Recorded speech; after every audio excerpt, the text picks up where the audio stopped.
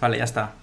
Ah, pues Ya no, no he está. hablado nada. De hecho, me he silenciado una vez que he tenido que estornudar. Genial, genial. Que estamos aquí, estaba calentando, esperando que fuera entrando la gente, pero realmente he pensado, ¿por qué no vamos charlando? Y es mejor calentamiento que la gente nos vea charlar que no la cartela de Desayuno Continental en bucle. Por cierto, lo que estáis escuchando es Vehicle del disco The Longest Road on Earth, que lo he puesto de fondo porque viene a tono con lo que vamos a hablar hoy, que lo tengo aquí en el centro del overlay. Podéis ver que es...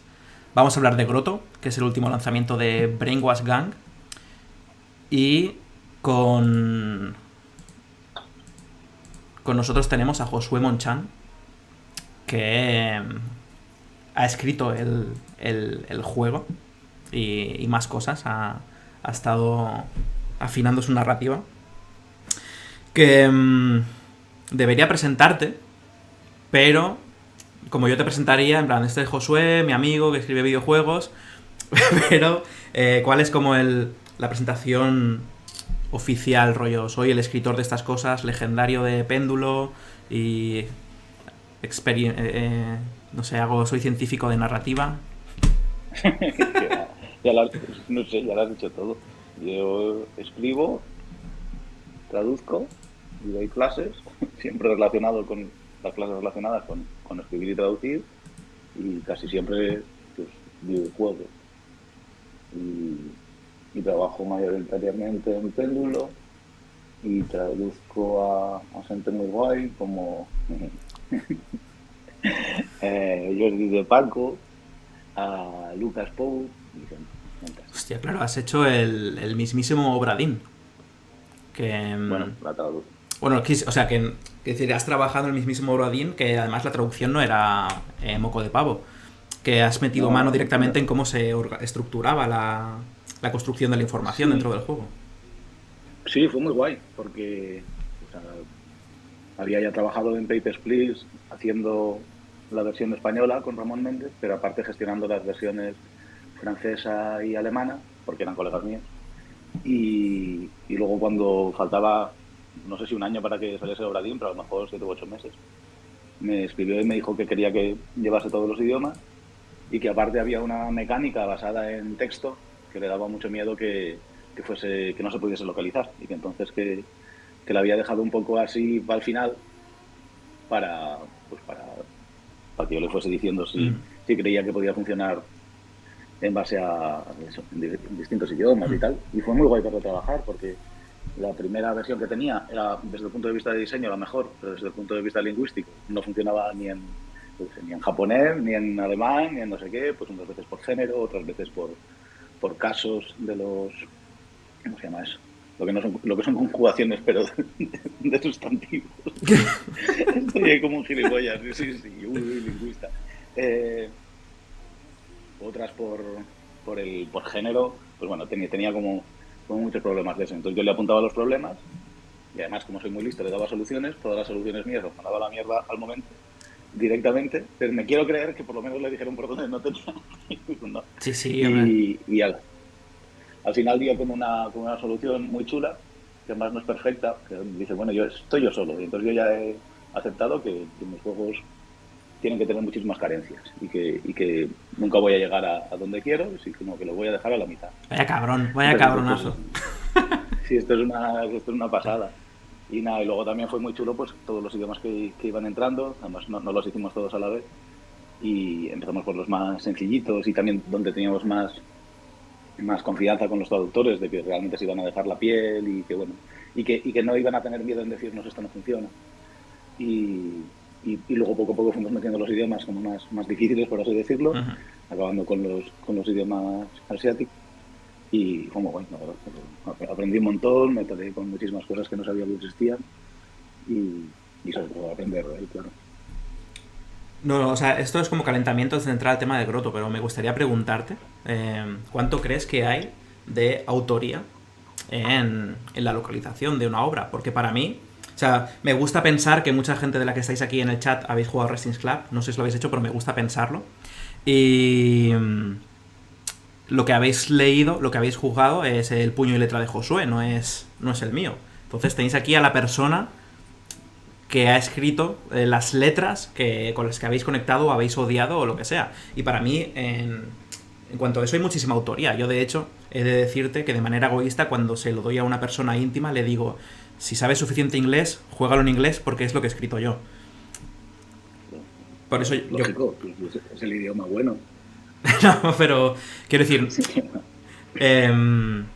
¿cuánto crees que hay? O sea, para mí hay muchísima autoría y es como muy importante, cada vez me parece más importante quién traduce o quién localiza tu trabajo. Y para mí el español de Resistance Club es de Josué Mochan. O sea, no el idioma español, sino la versión española. En plan, hay cierta edición, hay cierto tono, has tomado muchas decisiones a la hora de escribir el juego. La mayoría de gente que ha jugado Resistance Club consumía mis ideas contadas por ti, por así decirlo.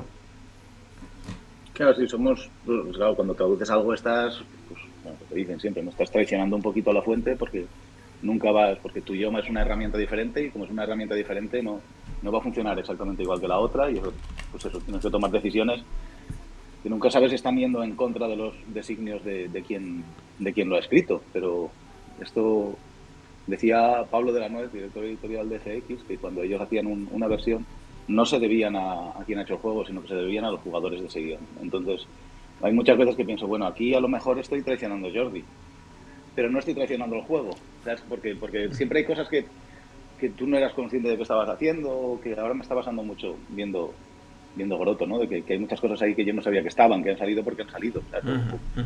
Porque, bueno, aparte de todo lo que hay que no es mío de Grotto, que es muchísimo, pero de lo que sí que es mío, sí que hay muchas cosas que no han pasado por mi cerebro consciente y que estaban allá. Y entonces, bueno, pues al traducir sí tienes que irte muchas veces de madre y, bueno, está reconocido. O sea, los traductores tienen derechos de autor, con lo cual algo de autoría hay, aunque sea pequeñita. Y por eso las agencias de localización, estas hijas de puta, que no dejan que los traductores aparezcan acreditados, tendrían que estar todas, vamos. Eso es de locos, porque, o sea, yo lo veo en la literatura, que tú te compras un libro y en la portada sale traducción de no sé quién, o sea, o a lo mejor, si es de una película, no, si es una película pone la serie de Netflix de Lupin, ¿vale? Pero luego dentro pone traducción de tal persona. Y en los videojuegos sí que es una movida y yo es algo que no pienso tolerar que vuelva a suceder otra vez, porque eso de echar piedras sobre mi propio tejado, pero creo que no hay nadie de Devolver aquí mirándome. Pero sí que tienen, o sea, la política de la empresa Lock and Load. Cuando preparé los créditos de Resistance Club pone inglés por Jordi de Paco, español por Josué Monchan y el resto de idiomas pone alemán, Lock and Load, francés, Lock and Load, portugués de Brasil, Lock and Load. Y es como... Y lo pedí, en plan de quiero poner a las personas. Y dijeron que por política de empresa eso no se hacía. Y nos pilló como ya al final del desarrollo. Ahora ya lo he dicho de antemano. O sea, no voy a sacar nada en la que la persona que ha trabajado no se pueda acreditar. Y es más, o sea, es algo que he hecho recientemente en un juego pequeño nuestro en Eternal Home Floristry, un juego de hacer arreglos florales y cosas así, que recientemente lo tradujimos al japonés porque el traductor del japonés de Resistance Club también, que nos hemos trabado amistad, pues le gustaban nuestros juegos y quería hacer una versión en japonés del Eternal Home Floristry. Y tenía como que actualizar el juego para ahora añadir, acreditar que una persona había traducido un idioma. Y he pensado que creo que es algo que debería ser como estándar y oficial en todos los juegos. En la pantalla de selección de idioma lo puse y lo voy a poner en todos nuestros juegos a partir de ahora. Cuando eliges idioma, debajo del idioma pone by Josué Monchan. By, en plan, es como cuando empiezas un libro, lo primero que ves es esta traducción que estás leyendo es de esta persona. Y no al final, porque nadie se pasa los putos juegos, ni en el botón de créditos en las opciones, porque nadie le da, solo los frikis que queremos saber quién ha hecho las cosas. Y creo que debería ser así. Y el próximo juego que lancemos, sea como sea, vais a ver español por Josué Monchan. Espero que ponga eso, vaya. A lo mejor no lo pone, pero sí que pondrá idiomas y nombres debajo, vaya. Yo eso lo he visto en Papers, Please, precisamente. ¿Papers, Please lo ponía en la selección de idioma? Joder. Sí. Bueno. Lo que pasa es que no ponía los nombres completos porque no le cabían en muchos casos, porque tenía un espacio muy reducido.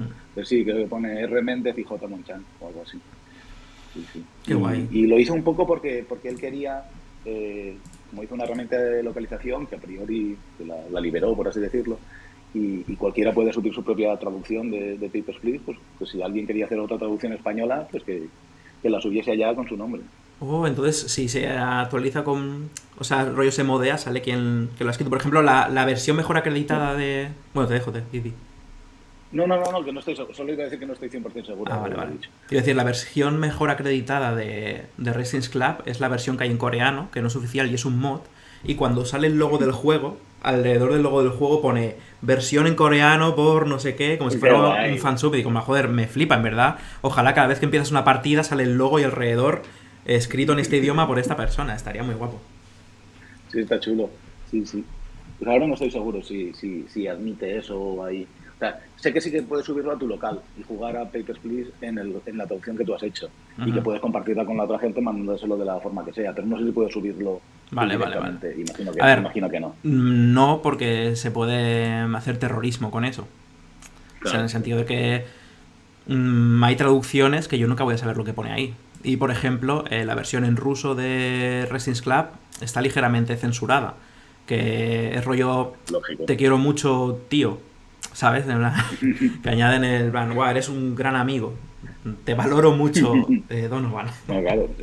Claro, Sí, entonces es sí, eso. si es que ahí, claro, ¿qué haces? O, sea, Ujú.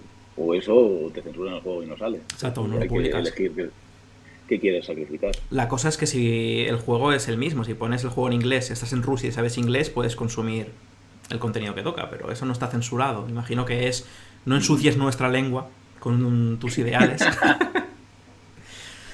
Pero bueno, sí, sí. Yo creo que es más por el propio traductor, o sea, es al traductor al que le pueden buscar las cosquillas por hacer esa propaganda Bueno, LGB. incluso te puede dar miedo, ya no lo había visto desde ese punto de vista. Llegar a escribirlo tú, en plan de mis deditos estoy poniendo a otro hombre, le estoy diciendo te quiero mucho, eres el amor de mi vida, y es como, Ah, vale. claro, claro, en plan, uff, no puedo. Seguro que la mayoría de gente es de puta madre, en verdad. O sea que es una movida impuesta. Este calentamiento sobre localización, ya tenemos aquí a muchos desayuners. Voy a hacer la ronda de saludos que le gusta hacer a Javi y voy a hacer honor a sus tradiciones. Tenemos por aquí a Franchurio, ¿qué pasa? A Ainur, Rumbo Bros, muy buenas milanesas, que siempre me da hambre verlo aparecer por el chat. Fran Tacox, Creative Whisper, ¿qué tal, Edu? Ya que estoy saludando el chat, me gustaría preguntar. Imagino que es un poco irrelevante la pregunta, pero para saber en qué cantidad de spoilers o cómo de profundo nos podemos meter, tengo curiosidad por si alguien ha jugado al Grotto siquiera. Por aquí por el chat. Porque he de reconocer que yo mismo lo he estado jugando esta mañana. Me he levantado a las 9 y he estado jugando a Grotto. Que más o menos me conozco el contenido hacia el final. Vale, pues. ¿Tú no lo has jugado, Josué? Puede ser, ¿eh? Yo a veces no No, juego lo que no. escribo. He visto jugarlo. He visto Vale. jugarlo entero y fue precioso. Pues Pero no. yo he de decir, o sea, ya vamos a entrar en el tema del Grotto. Mira, de hecho, antes de entrar al temardo, para hacer como de cortinilla, voy a pinchar el tráiler del Grotto, que lo tengo aquí. Así que puedes hablar si quieres, encima del tráiler.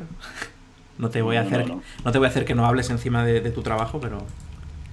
Uy, he puesto el Grotto sin querer, el juego en vez del tráiler. Espera. Salir. Espero que se me haya guardado, que tenía la partida aquí a medias, en el escritorio. A ver, voy a pinchar el tráiler.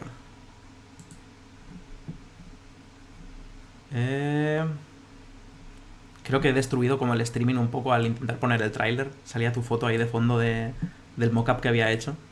Once, shortly after people existed at all, the stars talked to a lyre, and the lyre talked to people, and the people changed. Once, a fisher, a tree dweller, and a loner endowed came to the lyre, and the stars said, "Hello." The fisher thought of the sea. The tree dweller thought of the sky, and the loner became sad. Once, drawing the lines of fate, the lyre strived to understand people. And they tried, and they failed, and they tried again. Because this is a story of failure. But this is also the story of hope.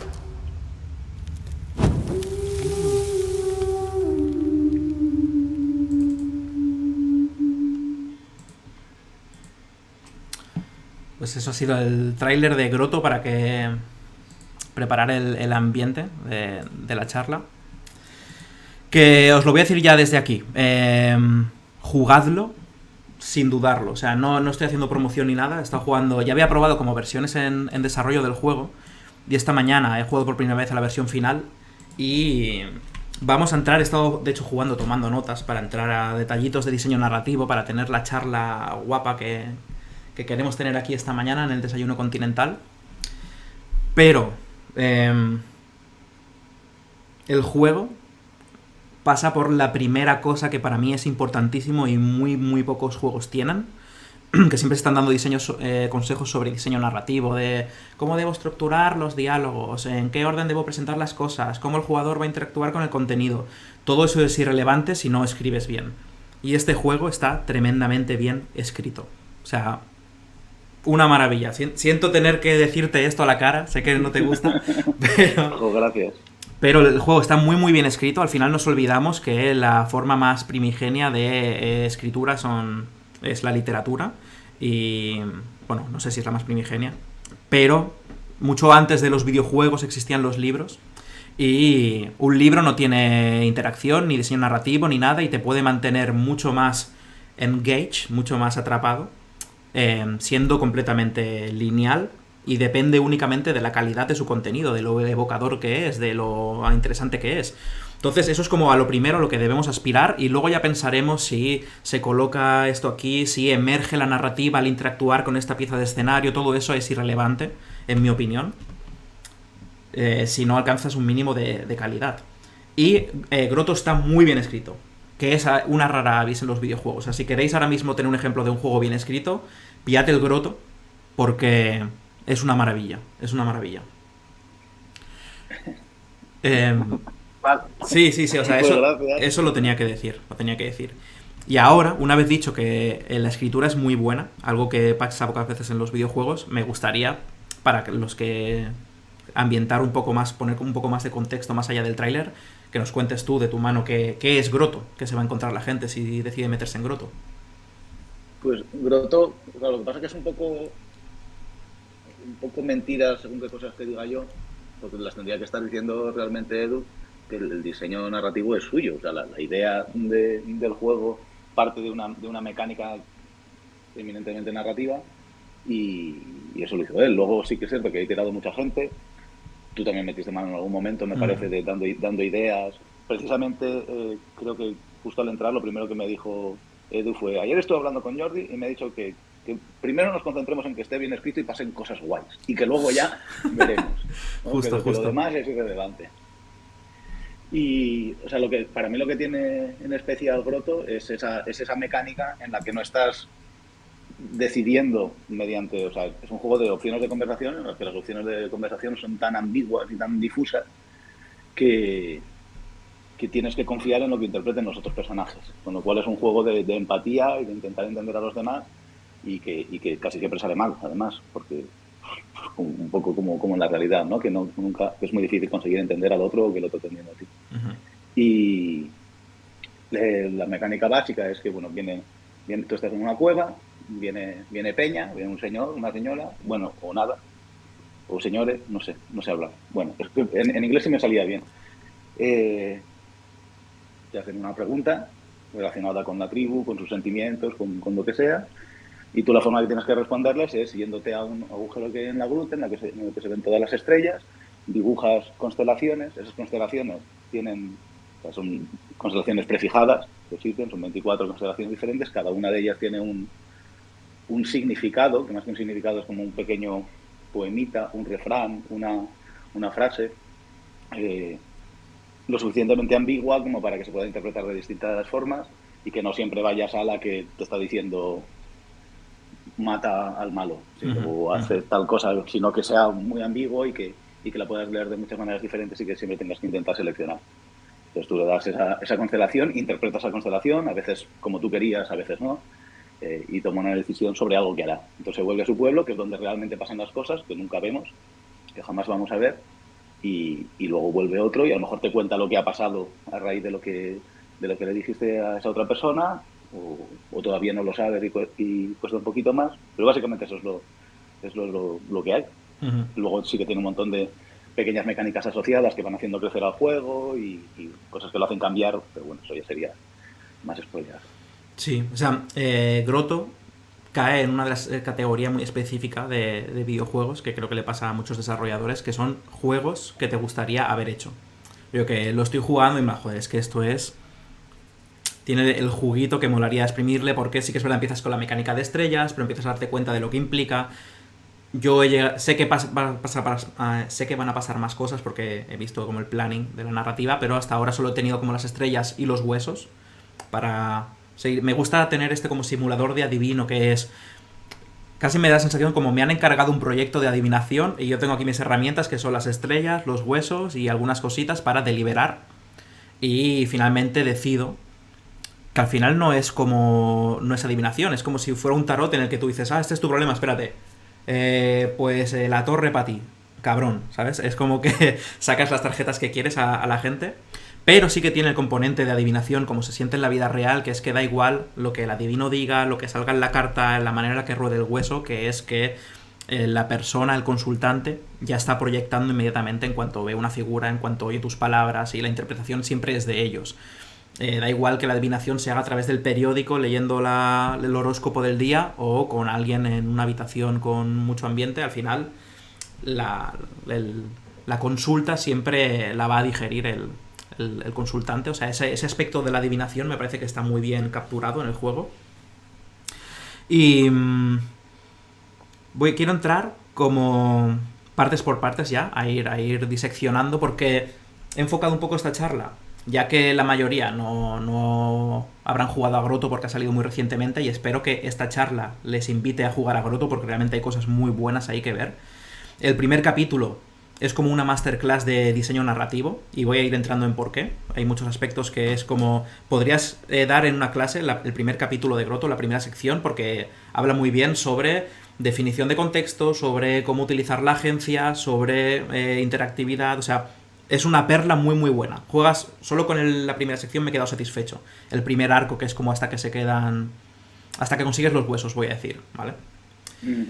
Y...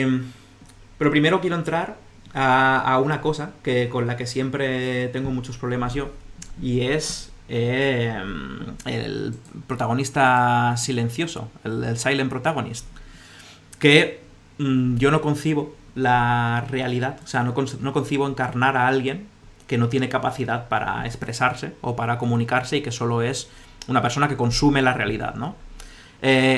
Y me da la sensación de que por tu experiencia también, siendo que escribes sobre todo en Péndulo, hay personajes en los que eliges qué decir y puedes ser socarrón, puedes ser más inquisitivo, puedes elegir tu actitud. No sé qué opinas tú o cómo ha sido trabajar con protagonista silencioso, o qué nos puedes contar de qué hay de bueno o de malo ahí. Pues ha sido, creo, la primera vez que he trabajado con esto. Incluso diría que tampoco he traducido nunca un juego, por lo menos un juego mínimamente largo, que lo tuviese. Por lo menos juegos narrativos. Pues sí que es posible que en mi época de trabajar para agencias de localización de mierda, sí que me tocase traducir el Hungry Shark Evolution, una cosa así, en el que tu tiburón pues no habla mucho, pero sí, como escritor seguro, que pues seguro, bueno, no recuerdo.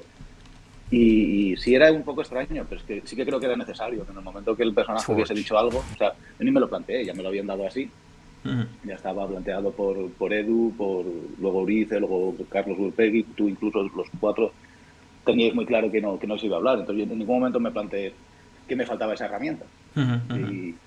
Y fue tirar para adelante, y sí fue irme dando poco a poco cuenta de que por primera vez estaba haciendo eso, y de que era muy bonito esa negación. Además está muy... es casual, porque ya digo, yo no decidí nada de eso. Pero justo es que estoy yendo en ese terreno, en proyectos que tengo que no tienen nada que ver con Péndulo, ni con videojuegos, estoy yendo a la negación del diálogo, a que los personajes sepan mucho más de lo que sabe pues el receptor, ¿no? O el espectador, el jugador, lo que sea. Y me divertí mucho y aprendí mucho, y me recordó mucho estar escribiendo literatura. Aunque no lo sea, me recuerda mucho a cómo creo que se describiría una novela epistolar, porque son muros de texto que te suelta alguien, tú no puedes interactuar, se corta tienes tu breve momento de interactuación, que sería la carta que les envías, y ellos luego te vuelven a enviar otra carta, ¿no? Era un poco, aunque sea en tiempo real y no haya carta y los tengas delante, pero la forma en que te están hablando de un mundo que nunca puedes ver, también me llevaba un poquito a eso, ¿sabes? Porque sí que es diálogo, bueno, no es diálogo, son monólogos de personajes interrumpidos por cuando les das las estrellas. Y sí, se notaba mucho como eso, como que no... Porque no es buen diálogo, o sea, no es buen diálogo para ser doblado, por ejemplo. O sea, estoy seguro de que si intento... Que si ponemos a actores, excepto el narrador, la narradora, interpretada por Veicoli, que eso sí ya intenté escribirlo de una forma que se pudiese locutar, pues, interpretar. Pero lo demás estoy seguro de que lo coge un actor y dice, pues esto es imposible decirlo, ¿no? Porque es muy poco natural.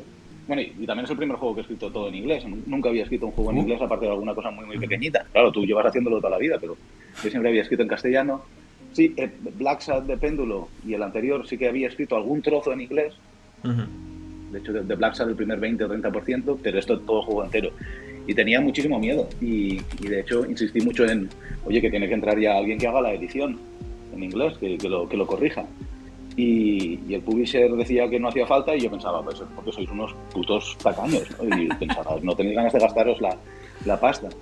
Pero conforme va pasando el tiempo, creo que, bueno, y lo hablábamos ayer también con Edu y con Bea, que lo que sucede es que como son unos putos primitivos, el hecho de que hablen raro queda bien. Entonces como que que juega mucho a nuestro favor todo eso, ¿no? Por casualidad de nuevo, pero que la falta de naturalidad que tiene el lenguaje en el que he escrito, porque no es el mío, funciona precisamente, ¿no? Para estos bichos tan brutos, tan primitivos, que hablan, que todavía no han inventado ni el dinero, ni el género, ni mil cosas. Joder, pues a mí me ha parecido, o sea, generaba muchísima inmersión y pensaba que estaba como hecho artesanalmente. En plan, qué bien capturado está, que no solo ha escrito guión, sino que están desarrollados los personajes como con estas máculas, con este... Que sí que es verdad que me costaba como a veces fluir en las conversaciones, y me ha flipado, o sea, me parecía flipante. Y no creo que sea solo porque hayas escrito torpemente, o sea, sé que te gusta ser humilde, pero están muy bien escritos teniendo en cuenta ese aspecto primitivo. Sé que algo has hecho con agencia a ese respecto. Sí.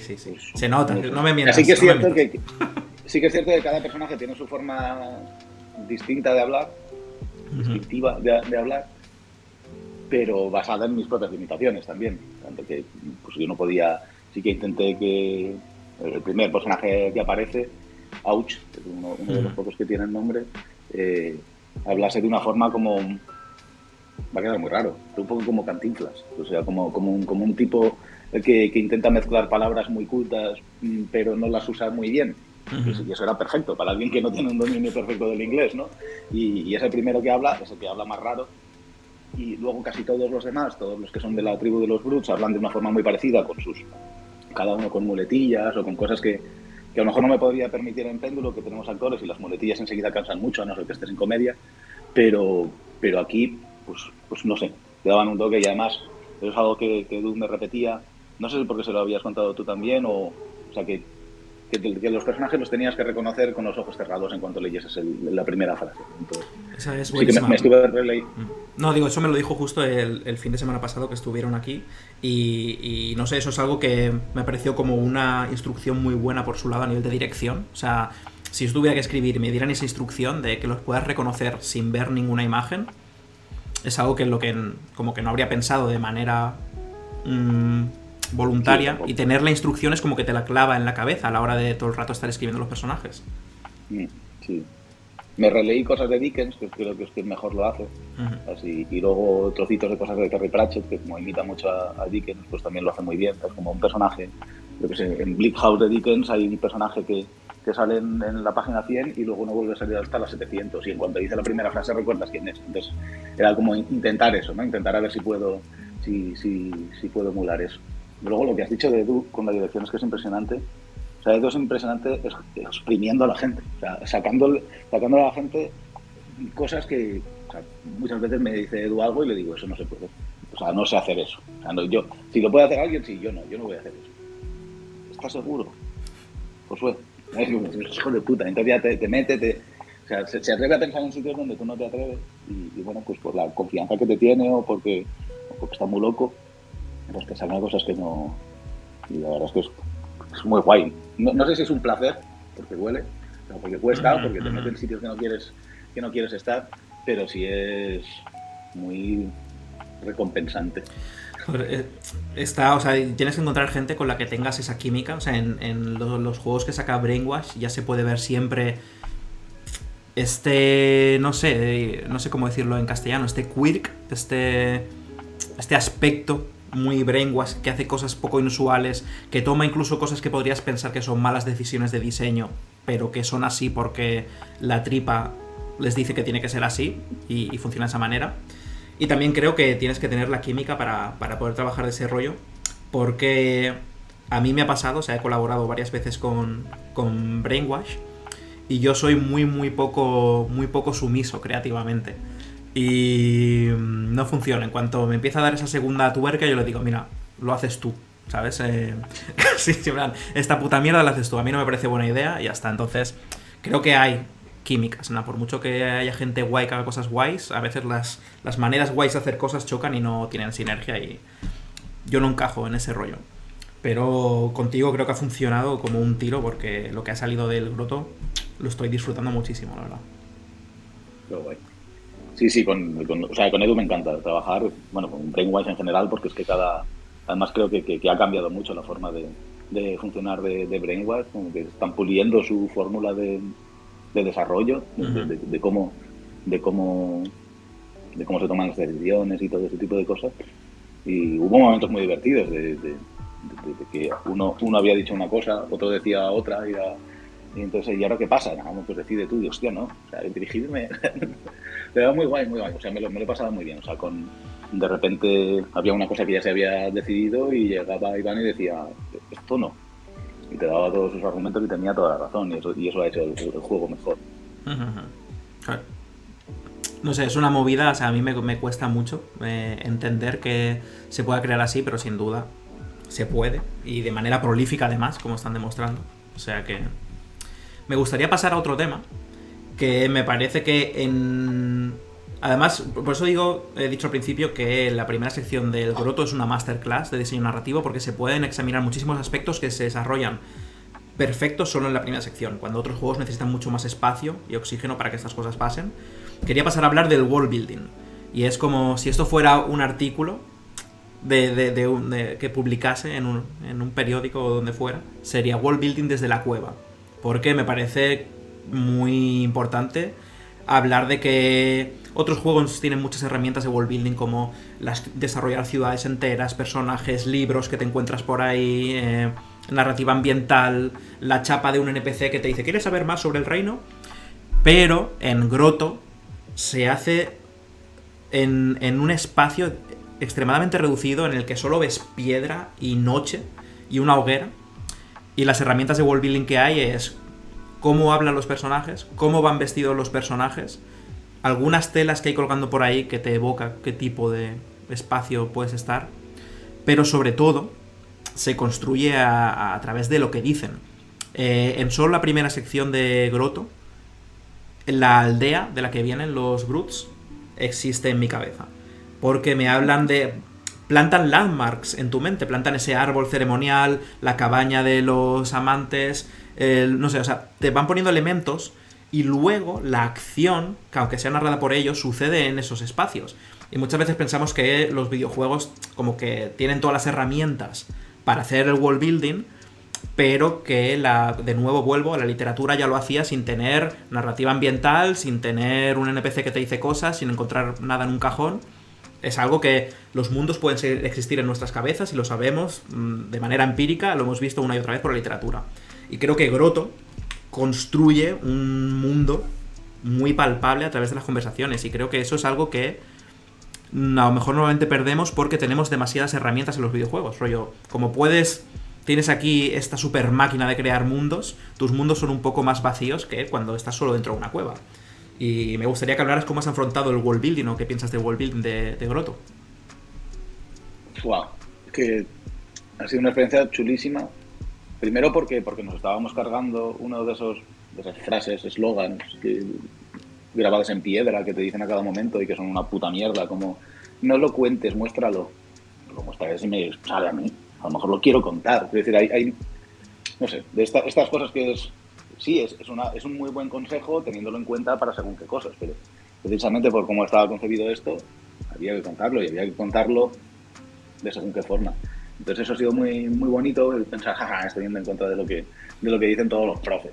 Y por otra, la libertad absoluta de que se me podía ocurrir la locura que quisiese, que no dificultaba el proyecto, no subía el presupuesto, no daba más trabajo a más gente, sino que en general, excepto 4 cositas que sí que pedían un poquito más de curro de arte, de animación y de programación, era todo muy barato porque era literatura, eran palabras, y mientras pudiese tener palabras que meter, sí me estuve, recuerdo al principio, o sea, lo primero que pensé es como, porque antes las definiciones de las constelaciones eran como mucho más precisas. O sea, había una constelación que te hablaba directamente, en las primeras iteraciones del juego, que te hablaba directamente de fortaleza, o de sumisión, o de gallardía. Yo no sé. No eran estas cosas, pero bueno. Virtudes o formas de afrontar la realidad muy concretas.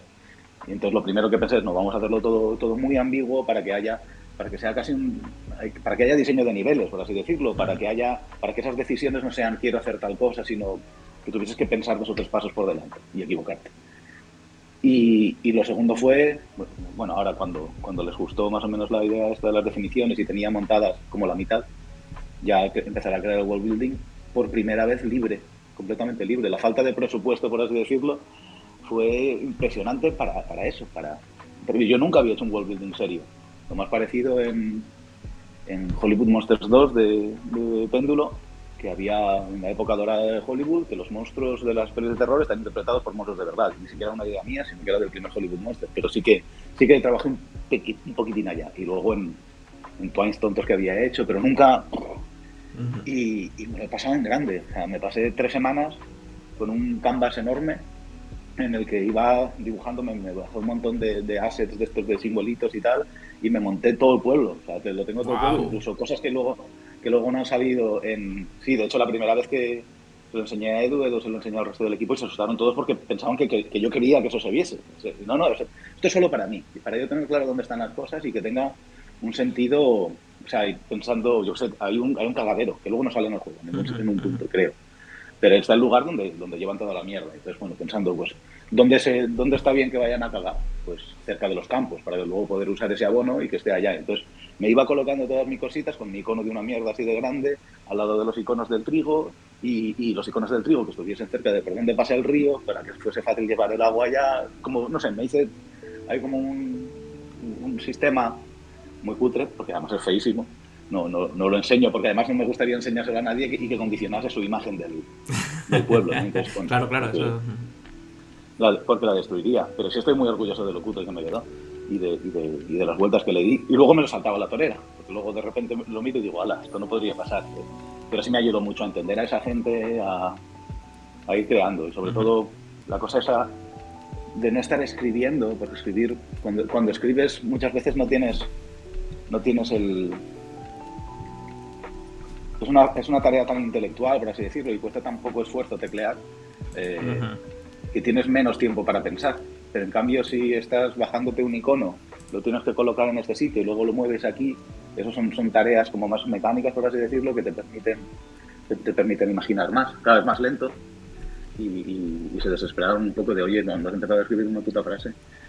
Pero yo creo que lo necesitaba. Pues, pero luego la calidad, o sea, me parece increíble que me lo cuentes porque, o sea, se nota que el world building del juego es muy, muy, muy rico y esto que me estás contando, o sea, me ha resultado súper inspirador, o sea, creo que es una técnica que debería estar registrada, en plan, constrúyete tu espacio, en plan, cuando vayas a hablar de un espacio, dibújate ese espacio, incluso me lo imagino para escribir literatura también, en plan, construye tu espacio y luego puedes narrar sobre él, que es algo que no necesitas...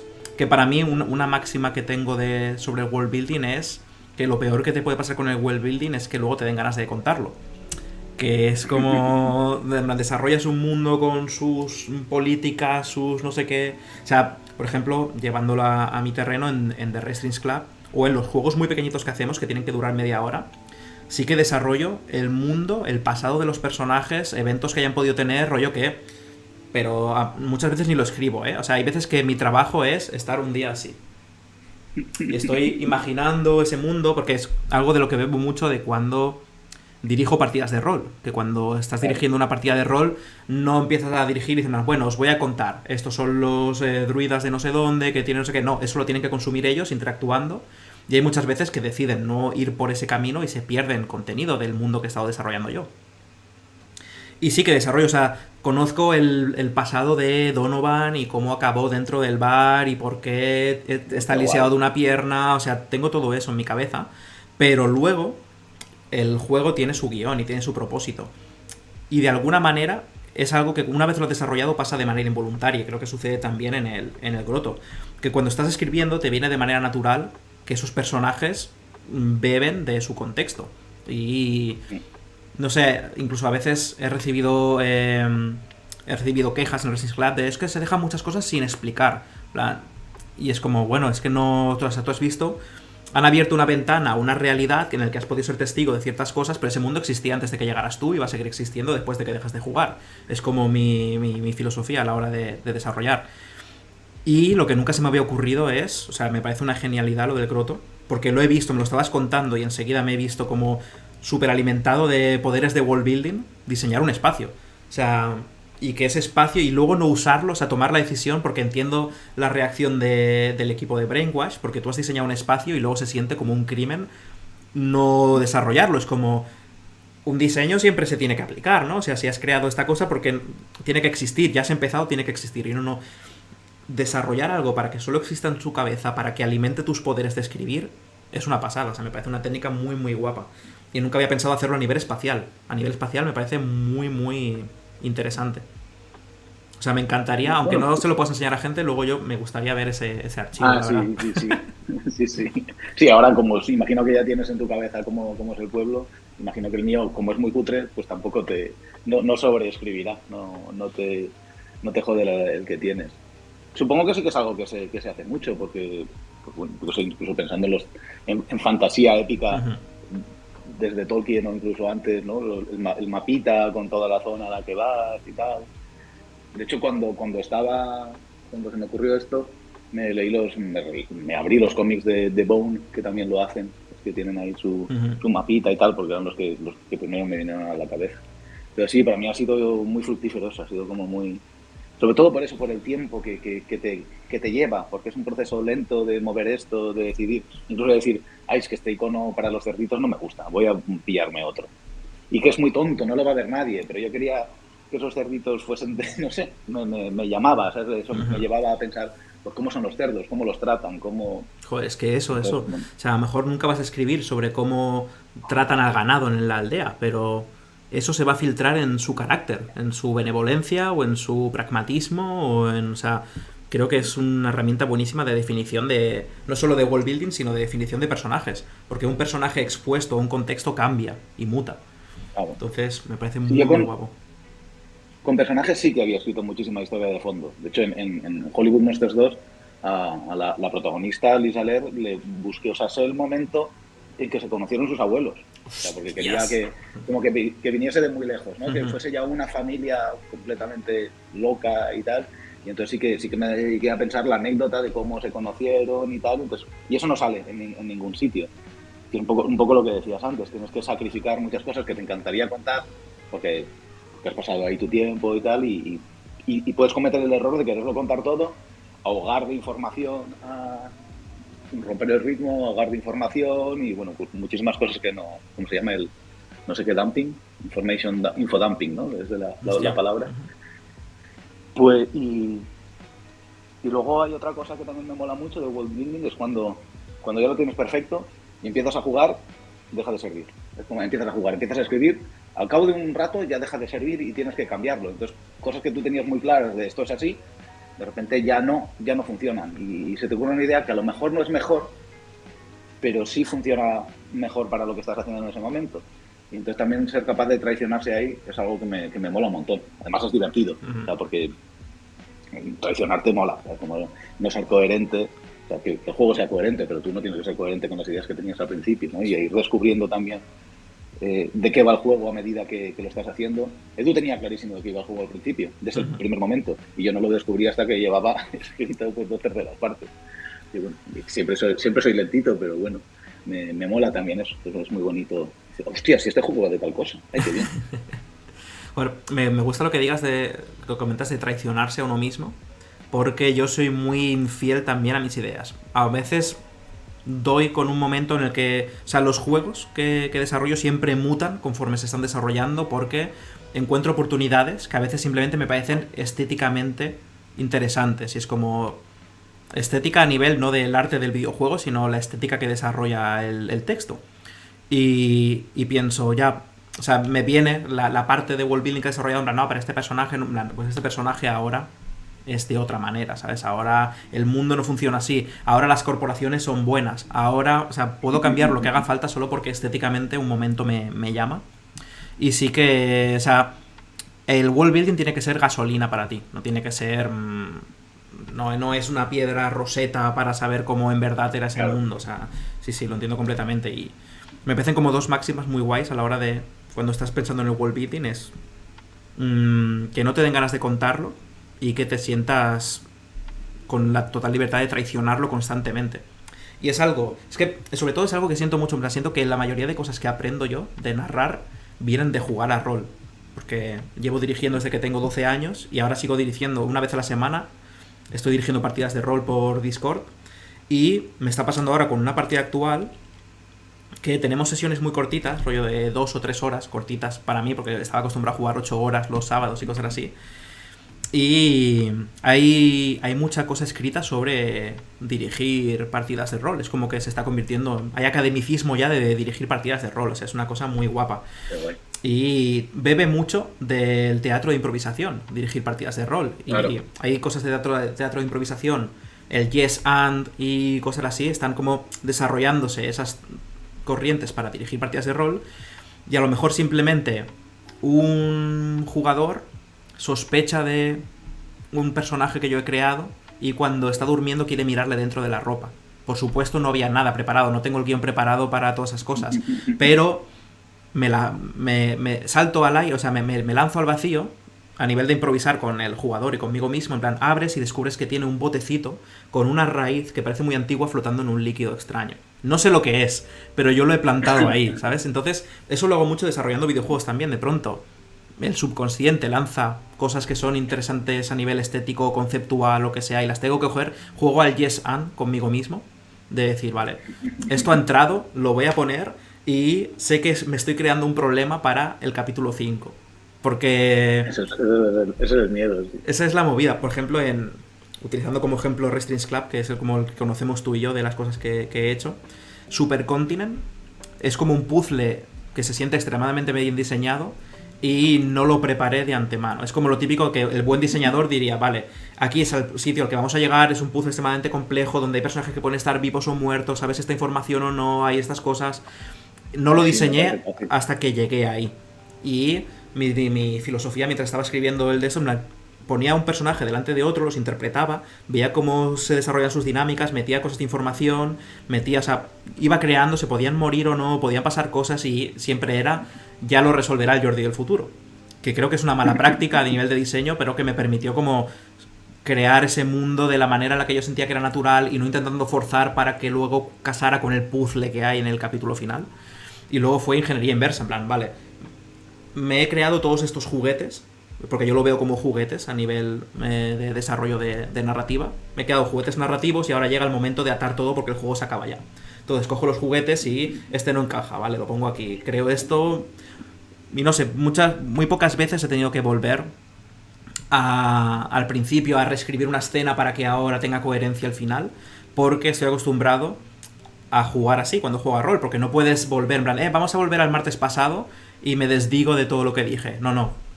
Es como que en la improvisación, el yes and, tienes que construir, siempre construir, no puedes rehacer nada. Y juego con esa filosofía. Y no sé, o sea, me parece muy, muy guay a nivel de de cómo relacionarte con el world building y lo que hablamos sobre traicionarte y cosas así. Es como que siempre me gusta construir sobre eso. Y no sé, me siento inspirado por todo lo que me has contado ahora de world building del Grotto y estoy como, sí, cojo cosas y... O sea, está muy guay, muy guay. Qué guay. A mí me falta, o sea, creo que sería incapaz de dirigir rol. Primero, soy muy mal jugador de rol porque no quiero estar dentro del personaje todo el rato y estoy todo el rato entrando y saliendo y quiero comunicar los momentos en los que salgo y el resto de jugadores no suelen querer y se enfadan, ¿sabes? Porque estoy todo el rato jugando en modo on y modo off. En modo soy el personaje y en modo irónico, por así decirlo, o riéndome de mis propias decisiones o lo que sea. Eso, me gusta mucho ese juego, pero no le gusta a nadie más y vuelve loco al pobre máster y la gente, ¿sabes? Como que me cargo esa inmersión todo el rato. Y como además soy lento, me costaría muchísimo tomar esas decisiones en tiempo real, ¿sabes? Que tienes que ir tomando y que te tienes que imaginar eso. Normalmente me cuesta mucho imaginar, o sea, no soy ágil. Así que, pero lo envidio un montón, ¿eh? O sea, cuando el poco rol que he jugado, hasta que me han echado, lo he disfrutado mucho, porque es muy bonito y tener un máster bueno es tan bonito, es tan guay. O sea, a mí me mola mucho y o sea, las partidas de rol yo las veo como somos coautores. O sea, el máster simplemente maneja todo lo que no son los personajes. Porque tiene que crear... El máster es el contexto, por así decirlo, y el que pone como motores narrativos para que haya hilos de los que tirar y cosas así. Es un poco el que en teatro de improvisación lanzaría los prompts, en plan... Pum, este es el tema. Depende del estilo de juego, ¿eh? Puedes jugar a rol de dragones y mazmorras, hago 10 de daño, tengo esta build con la espada doble de no sé qué... O puedes jugar, yo soy de la escuela además de rol interpretativo, que muchas veces pasamos una tarde sin tirar dados y es teatro de improvisación y jugadores que están dispuestos a hacerse cosas malas a sí mismos, que eso es algo raro de ver, solo porque la narrativa, plan, mi personaje se ve sobrecogido por la situación y cae de rodillas y no puede lidiar con lo que está pasando, y no es que hayas fallado una tirada ni nada, es porque tú crees que el personaje necesita hacer eso. Cuando hay otro tipo de rol que es tengo que ganar, hay rol que se ve más como juego de mesa. Pues, no sé, hay temas ahí. Pero no vamos a hablar de rol, voy a pasar a siguiente. O sea, podemos hablar de rol, pero voy sacando temas. Dale. Vale, quería hablar ahora sobre algo que me parece muy interesante, que es desarrollar sistemas de diálogos sin opciones textuales, sin tú saber que textualmente vas a decir, no estoy de acuerdo contigo, o me puedes contar más sobre lo que sucedió anoche que es algo muy de... Es el diálogo más básico que escribimos cuando empezamos a escribir diálogos. Hay un personaje, me dice algo y yo elijo Monkey Island o Hollywood Monsters o cosas así. Entonces, ¿cómo ha sido desarrollar diálogos? Si es que lo has visto como desarrollo de diálogos siquiera. Es la manera que hay de comunicarse sí. en Grotto, que es... Te comunicas con pictogramas y poemas, podríamos decir. Es la manera que tienes de interactuar. ¿Cómo ha sido desarrollar esto? Ha sido muy divertido porque yo estoy acostumbrado a, digamos, las formas típicas, ¿no? de poner el input que da el jugador de conversación, que es exactamente la frase que va a decir luego el personaje, una versión un poquito reducida, como a mitad de camino, un poco lo que hacía Telltale sobre todo. Luego la palabra, como rollo Detroit o... A ver, ¿cómo se llama este? Los Mass Effect, por ejemplo. Y luego el pictograma. Pues ahora estoy pensando, ahora veo que justo se acaba de ir Sandra Santer, pero estoy pensando en los ríos de Alice, que usa también, que usa dibujos. Pero esto era una cosa muy diferente, porque no es el dibujo. Hay momentos en los que sí se usa, el significado está en el dibujo de la estrella, pero normalmente es dentro de todo ese poema o frase, que los hay de más cortos, los hay de 2 líneas y los hay de 4 palabras. Hay una palabra que es la que te tiene que dar la clave para resolver ese acertijo, por así decirlo. Que es un acertijo autoimpuesto realmente, porque la solución la decides tú un poco en base a lo que te han contado ellos. Y fue muy divertido pensar en eso, en hacer esas definiciones que fuesen lo suficientemente ambiguas, pero no tan ambiguas que no las pudieses usar. De hecho, creo que hay 2 o 3 que me encantaría tener estadísticas de cuáles son las que menos se usan a lo largo del juego por los jugadores. Porque sí me da la sensación de que 2 o 3 me quedaron excesivamente ambiguas y que nadie las quiere usar, ¿no? Y lo poquito que he visto jugar a otra gente, sí me ha confirmado que no se están usando tanto porque tienes mucho menos miedo, porque pueden decir una cosa y lo contrario. En cambio, las hay que, pese a ser muy ambiguas, en determinados contextos funcionan muy bien. Entonces, cada una de esas definiciones normalmente tiene palabras que te remitan a un color, porque los colores son bastante importantes en algunas de las decisiones, que te remitan a una actividad de la tribu y que te remitan a una parte del cuerpo. Entonces, si por ejemplo te preguntan... joder, es que no quiero spoilear nada. Si uno te preguntase... Pongo yo, por ejemplo, un ejemplo de algo que no hay en el juego, ¿vale? En plan, ¿cómo deberíamos castigar a esta persona? Vale, pues si eso existiese, pues tendrías que y tú quisieses, yo que sé, que le quitasen los dientes, pues a lo mejor te vas a la definición de los pájaros que habla del pico de los pájaros. U otra en la que habla de sé la mano, que no sé qué, bueno, pues ya sabes que a lo mejor le van a cortar una mano. Vale. En cambio, esa misma definición esa definición es algo así como: cuando la tierra queda yerma, los pájaros levantan el pico hacia the blue above y emprenden el vuelo hacia nuevos campos, una mierda así. Entonces, si estamos hablando de cómo castigar a alguien, pues será pico y seguramente le hagan algo en la zona de la boca. Si estamos hablando de eso, de alguien que te dice de qué color me tengo que poner el vestido mañana, pues será azul. Y si te están preguntando cuál es de las actividades del pueblo, cuál es la que tenemos que favorecer en estos momentos, ahora que se ha muerto gente y hay que destinar gente a una actividad u otra, que es lo que más necesitamos, pero a lo mejor lo que estás diciendo es agricultura, ¿no? Porque estás hablando de los campos, cosecha, yermos y tal. Entonces, dependiendo del contexto, esas definiciones varían un montón, y aparte luego intento meter según qué virtudes y defectos de las personas, ¿no? Entonces hay otra que te habla un poquito más de traición, otra que te habla de bravura, pero a la vez está diciendo otras cosas, ¿no? Es como la constelación del caballo, que habla de ser dócil y seguir, o sea, que te lleven con las riendas. Nunca preguntar a dónde. Sí, hay algunas que tienen esos significados asociados para que sea un poquito más fácil, o sea, para que siempre puedas arriesgarte usando una muy loca, pero que dice exactamente, o sea, que si la interpretan como tú quieres, van a hacer exactamente lo que tú quieres, pero que hay muchas posibilidades de que las interpreten de otra forma. Y luego otras que quizás tienen un significado un pelín menos ambiguo, que son más como voy a jugar en modo fácil. ¿No? Pues voy a usar esta, que es mucho más difícil que se malinterprete, así hay más posibilidades de que hagan lo que yo quiero. Y bueno, más o menos creo que funciona, porque ya digo, por lo poquito que he visto jugar a gente, dentro de que es un proceso muy frustrante para quien está jugando. Te quería preguntar por la frustración, porque es como mi mayor miedo diseñando este sistema sería la frustración de no tener sensación de que... No tomar decisiones informadas. Eso es, el no saber dejarte llevar y que te agobie el no poder tomar decisiones informadas. ¿Cómo has afrontado esto? Intentando dar muchísima información al principio para que luego cuando el personaje hace lo contrario de lo que tú querías digas: mierda, no he hecho lo que yo quería, pero tiene sentido. Como, yo no sé, pues tú estás en plataformas y crees que con este salto que tienes vas a conseguir llegar al otro lado, y cuando no llegas, o sea, te das cuenta de que realmente que no podías llegar. O sea, pues vale, frustración, pero tiene sentido. ¿Entiendes lo que ha pasado? Claro. Entonces, obviamente, con algo narrativo es mucho más difícil porque siempre va a ser mucho más ambiguo e interpretable, y siempre va a haber un momento en que digas: no, esto me ha traicionado.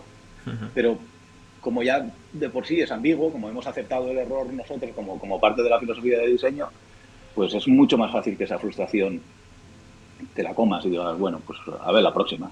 O sea, el juego tiene ya como un disclaimer diegético. O sea, tanto el propio tráiler como el juego te empieza diciéndote: vienen 3 personas a esas 3 personas les dices el color azul, y el pescador piensa en el mar, el que vive en la montaña piensa en el cielo, y el personaje solitario se deprime.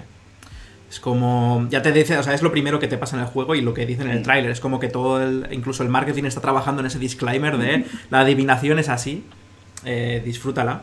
De hecho, yo por mi parte solo he tenido un momento frustrante, y el resto han sido o ha pasado más o menos lo que quería, o si yo voluntariamente he cedido mi control, mi agencia, he dicho: quiero ser alquimista de la conversación, no entiendo qué podría pasar si digo esto y me apetece ver qué pasa. Ah, eso es muy chulo. O sea, Sí, sí. jugar con Qué eso guay. me parece como la opción más emocionante, en plan de qué manera va a reaccionar si le digo la hiedra a esta situación. Y es como, aquí la tienes.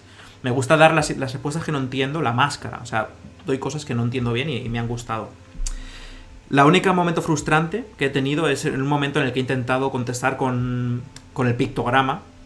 Y Ah, claro. o sea, como diciendo, me han preguntado con qué debería comerciar, por ejemplo, y he cogido pues el conejo, en plan, porque aquí tendrán carne, tendrán tal, no sé Claro. qué, y me ha sido, en plan, me estás diciendo que huya de aquí, y ha sido como, hostia, hostia.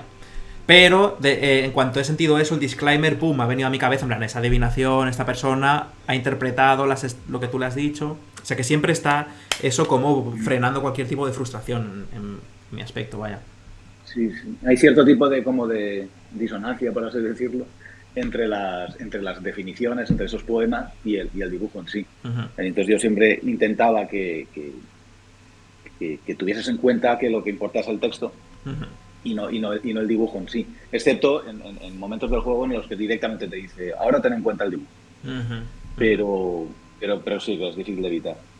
Sí, sí. El principio es un tutorial, lo que te cuenta este personaje es un tutorial de cómo se juega este juego, que lo trabajamos bastante hasta que quedó como queríamos, porque no era fácil, o sea, dar esa información sin que se hiciese pesado o aburrido, que se entendiese ujú. que esto va de interpretar, pero sí, sí creo que más o menos funciona, por lo menos la poquita gente que lo, que lo ha jugado de momento, sí que parece que han pillado que iba por ahí el Ujú. asunto.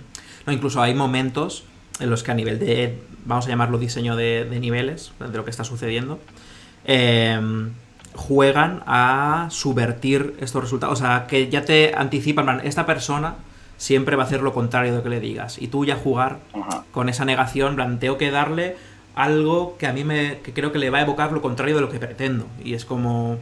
Está muy bien porque te ayuda a cambiar tu relación con los poemas, con las frases. No sé, me parece que está como muy bien diseñado al principio para que leas de verdad y escuches de verdad y... O sea, te lleva de la mano, no tienes que hacer un esfuerzo que te daría pereza, en plan, madre mía, cuánta información, cómo gestiono esto, sino que te coge muy bien de la mano la primera sección del juego y, y yo soy muy perezoso cuando consumo narrativa, en plan, no me gusta hacer... En plan, me pongo así, digo, narrativa, ayúdame a jugar al juego. Y este lo ha hecho muy bien. Cada sección era tan pequeña que hasta en los momentos en los que no quería coger ningún esfuerzo, me he sentido atrapado por la mera sensación de ser un alquimista que te he comentado antes. No sé, me froto las manos, no entiendo bien, pero soy como alguien que está avanzando torpemente por la narrativa y tengo mucha curiosidad. De hecho, es eso, el juego inmediatamente, solo con la primera sección, me ha dado ganas de volver a empezarlo y aún no me lo he pasado. Una vez que quiero volver ahora y darle la montaña, quiero darle el volcán, quiero darle los caballos, quiero ver qué pasa con todas. Porque eso me lleva al siguiente tema que quería tratar. El juego creo que maneja muy, muy, muy bien y de manera muy consciente la agencia del jugador. El comunicarte que eres agente en lo que está sucediendo. Hay sueños que te anticipan, en plan, recuerda que has tomado estas decisiones.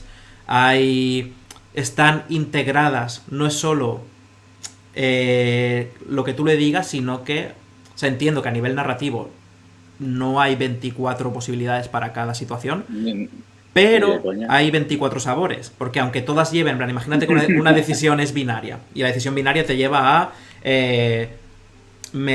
abandono la aldea o no, solo hay dos posibilidades para esa trama, pero está muy bien integrado en los diálogos, que ya te recogen ese sabor y te dicen el cangrejo, así que deberías recluirme, y luego solo hay dos caminos, que es irte o no, pero está muy muy bien hilada la agencia y siempre sientes que podría haber pasado cualquier cosa.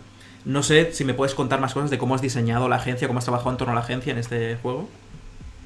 Es que con Edu habíamos hablado mucho y fíjate que yo me había olvidado, pero ya a lo largo de los años, y creo que también contigo, de que la agencia no es libertad, Ujú, que la ujú, agencia no es control ni es libertad, sino el compromiso que tiene quien juega con el significado de lo que juega. De ujú, hecho, bueno, no es una frase mía, es de las Tannenbaum. Es un artículo como precioso en el que dice eso. O sea, hay que redefinir la agencia en base a ese compromiso con el significado. Y como realmente el juego o sea, la palabra más importante de todo juego es significado. Es lo que a mí me costó descubrir como 2/3 partes del juego, ¿no? Pero sí, va de eso, va de las palabras, de lo que significan las palabras y lo que entendemos y la distancia que nos separa unos a los otros y la imposibilidad de entender. Entonces, esa agencia creo que es muy importante en el sentido de que tú te comprometes con eso. Y de hecho hay muchas decisiones, varias decisiones a lo largo del juego, que no cambian nada y que no te engañan. O sea, directamente te preguntan por qué significan cosas y cómo ves tú ciertas cosas, ¿no? Y en determinados momentos, varios momentos, creo que desde el principio del juego casi hasta el final, aparecen que digas cómo te sientes tú o quién crees que eres tú. Y eso me parecía muy, muy bonito. Esa pregunta me ha gustado mucho, ¿eh? O sea, que una de las primeras preguntas te digan que te definas a ti mismo y la manera que tienes de definirte son 24 poemas. Es como... Me ha encantado ese momento, es muy, muy bueno, es muy bueno. A mí me apetecía, porque además de que creo que narrativamente es una herramienta guay, luego también es un truco muy feo de apelar al narcisismo de la gente, ¿sabes? Cuando nos preguntan por nosotros mismos, ¿no? O sea, cuando Facebook ponía o pone ¿qué es lo que sientes? O, ¿no? Pues, en el espacio vacío que tú tenías que escribir, y era como o sea, me interesa lo que piensas tú sobre ti, como ¿cómo estás? O sea, es como cuando nos preguntan eso nos venimos arriba, ¿no? Entonces, sí que me parecía que era un buen truco para implicar a la gente en el juego, más allá de esto. No es una historia sobre otros, sino es una historia sobre ti. Muy buena, es muy buena esa. Que se hace explícito luego, lo dice la narradora. Sí, me ha pasado. O sea, es que otro de los puntos de los que quería hablar es de la narradora. O sea, luego pasamos ahí después de la agencia. Pero es que no sé, he visto tantas pinceladas. Es como que la agencia está muy mimada desde muchísimos frentes, ¿no? Es plan, esta es la técnica que hemos conseguido para crear sensación de agencia. Porque al final la agencia para mí es una sensación. Es lo que tú has dicho. No es tener libertad, es tener sensación. O... Es que claro, no la veo tan... Para mí siempre la agencia. Ahora tengo que reconfigurarla, según lo que has dicho. Porque... No, está bien. Esa implicación, ese compromiso con el juego, o sea, sí que lo veo guay. Para mí siempre ha sido como que cuando trabajo la agencia, cuando la diseño en lo que hago, tengo que generar sensación de control. Claro. No, o sea, pero nunca lo había visto como algo que la agencia te la puede otorgar el jugador, que es algo que también te lo concede un jugador. Mira, voy a conceder este compromiso, voy a entrar en el juego. No lo había visto de esa manera. De hecho, me recuerda al libro de On Connection de Kai Tempest, que habla precisamente sobre las dos maneras de consumir las cosas, que una es que a veces necesitamos estar numb, que no sé cómo decirlo en castellano, insensibilizarnos. Numb, insensibilizarnos ante el mundo, porque el mundo ya es demasiado con todas las cosas malas que están pasando y necesitamos cosas que nos adormezcan. Pero luego podemos consumir arte dando nosotros ese paso que hay a mitad, en plan que hay muchas obras que podrían ser mucho más buenas si nosotros... Quiero decir que... O sea, me sabe mal sintetizar tan rápido porque no me he preparado para sintetizar el libro que me gustó mucho. Ya cambió mi manera de cómo creo y cómo consumo cosas, que es que hay obras que podrían ser muchísimo mejores y es nuestra culpa que no sean mejores, porque no estamos dando esa mitad del paso, porque al final cualquier obra es un esfuerzo de comunicación de una persona y consumir cualquier arte, como consumimos Netflix o como consumimos la radio, cosas así, al final está en tus manos, es tu culpa que el groto no sea tan bueno. Jugador, es tu culpa, en plan, tú podrías hacer más porque esta experiencia al final el que sale perdiendo eres tú como persona, en plan, podrías disfrutar más de esta obra y no lo estás haciendo porque no estás dando ese paso intermedio que hay. Y me ha gustado mucho relacionarlo eso con la agencia y añadirle una nueva acepción en mi cabeza, que es que la agencia es algo que tú también le puedes otorgar a un juego, que podría ser una línea recta y tú puedes crear agencia, está en tu mano que un juego te guste más. No sé, me ha gustado. Sí, bueno, y todo lo que hay de contrajuego y todo eso tiene un poco que ver con eso. Entonces, tú decides cómo quieres jugar al juego, lo que quiere decir que claro, que también tú le puedes poner agencia. Bueno, y te puedes resistir y puedes decir, vaya juego de mierda, ping pong, no me leo bien las frases porque no puedo tomar decisiones. Que a veces hay juegos que me han llevado a jugar así, rollo que me han cansado o me han aburrido y no he hecho el esfuerzo de ver qué pretendían hacer los creadores y lo he jugado mal y me ha parecido una mierda. Y quizá se puede hacer un esfuerzo de de conectar más con ese juego. Y lo que veía de que la agencia tiene muchas pinceladas es porque es los sueños, la narradora, las palabras, que a veces es solo un sabor, que eso es un truco que me gusta hacer mucho en Resistance Club y cosas así, que creo que en parte también es apelar al narcisismo.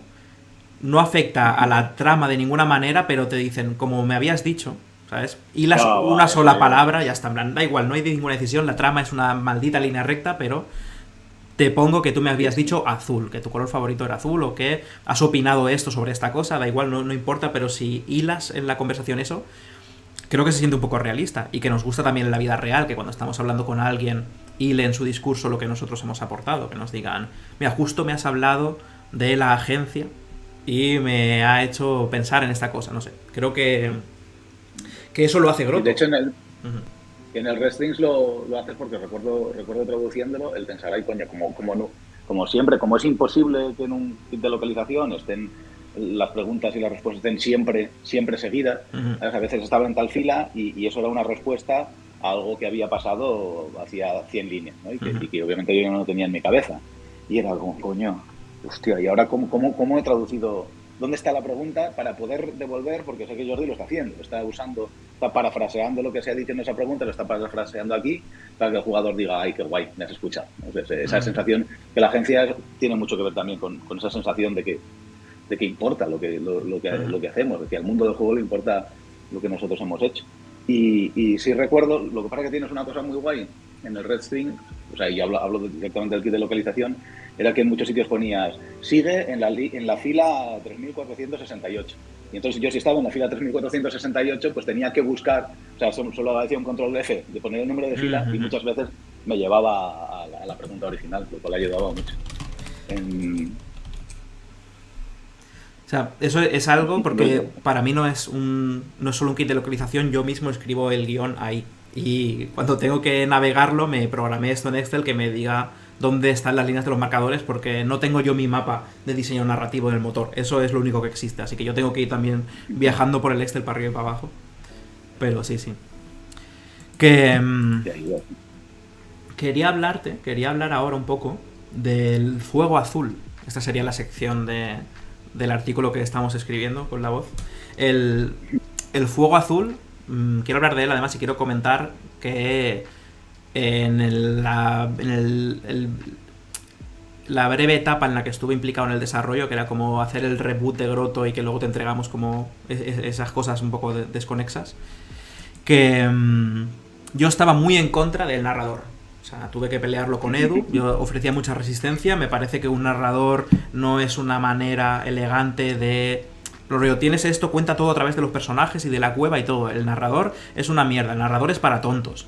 Pero la narración que has escrito, el fuego azul, de pronto suma. Las cosas que ha dicho el narrador no me han parecido obvias, no te estaban explicando lo que estaba pasando, sino que estaba resignificando. Me creaba anticipación de lo que venía y no sé, o sea, me ha gustado muchísimo porque de nuevo vuelvo a lo que hemos empezado haciendo al principio, que es que están escritas muy, muy, muy bien, son muy potentes, son frases muy, o sea, son muy buenas. Hay un montón de partes de las conversaciones que he tenido con los personajes y del fuego azul y todo eso que he dicho, joder, esta única frase me gusta mucho porque se sienten como microrelatos muchas veces. En plan, es algo que podría sacar fuera de contexto del Grotto, lo pongo en un tweet y es estimulante, es interesante, me hace pensar cosas. Y creo que eso es una gran virtud que tiene, y el fuego azul es súper poético y me encanta. En plan, son interludios para dejarme respirar de la trama. No sé, o sea, ¿cómo has desarrollado el fuego azul? ¿Qué pretendías? ¿Te chocó la idea? O sea, ¿fue impuesta también para ti la idea de crear un narrador? Sí, vale. Discutimos muchísimo y ganó Edu. Y por suerte ganó Edu porque luego me lo he pasado muy bien. A mí es que, aparte, me encanta escribir narradores. Porque, o sea, me encanta escribir narradores que tengan su propia agenda. Y sobre todo si puede estar un poco encubierta, mejor. O sea, si te la meten, o sea, los narradores no fiables son de lo que más me gusta en literatura y en los pocos videojuegos que he jugado que lo tienen, pues pensando en Stanley Parable, por ejemplo, quizás que fue el primero comercial, así que tengo en la cabeza como que lo hace. Y entonces, pues bueno, pues cuando ya perdí la batalla, ganó Edu,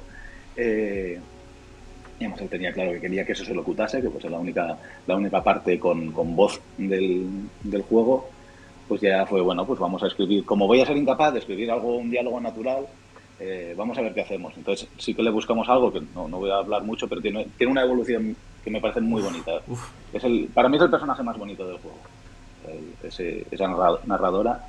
Y encima lo que ha hecho Bea ahí con la voz me gusta mucho. O sea, lo ha llenado de sutilezas que creo que al principio del juego no se notan, pero que se quedan en algún sitio y luego van aflorando, ¿no? Y he visto también a gente jugar que desarrollan un cariño muy especial por ese personaje, que también es algo que me gusta, que no teníamos en la primera agenda, por así decirlo, pero cuando Edu ganó y se metió ese personaje, todavía no, ese recurso, más que ese personaje todavía era solo un narrador, y entonces luego se nos ocurrió cómo transformarlo en personaje, y sobre todo con el tema que fuese muy, muy, muy poético, que fuesen como que hablasen versos, ¿no? Uh-huh. Versos mal escritos, es decir, no son, que viene alguien ahora que sabe de poesía inglesa, dirá esto no es una poesía, pero Uh-huh.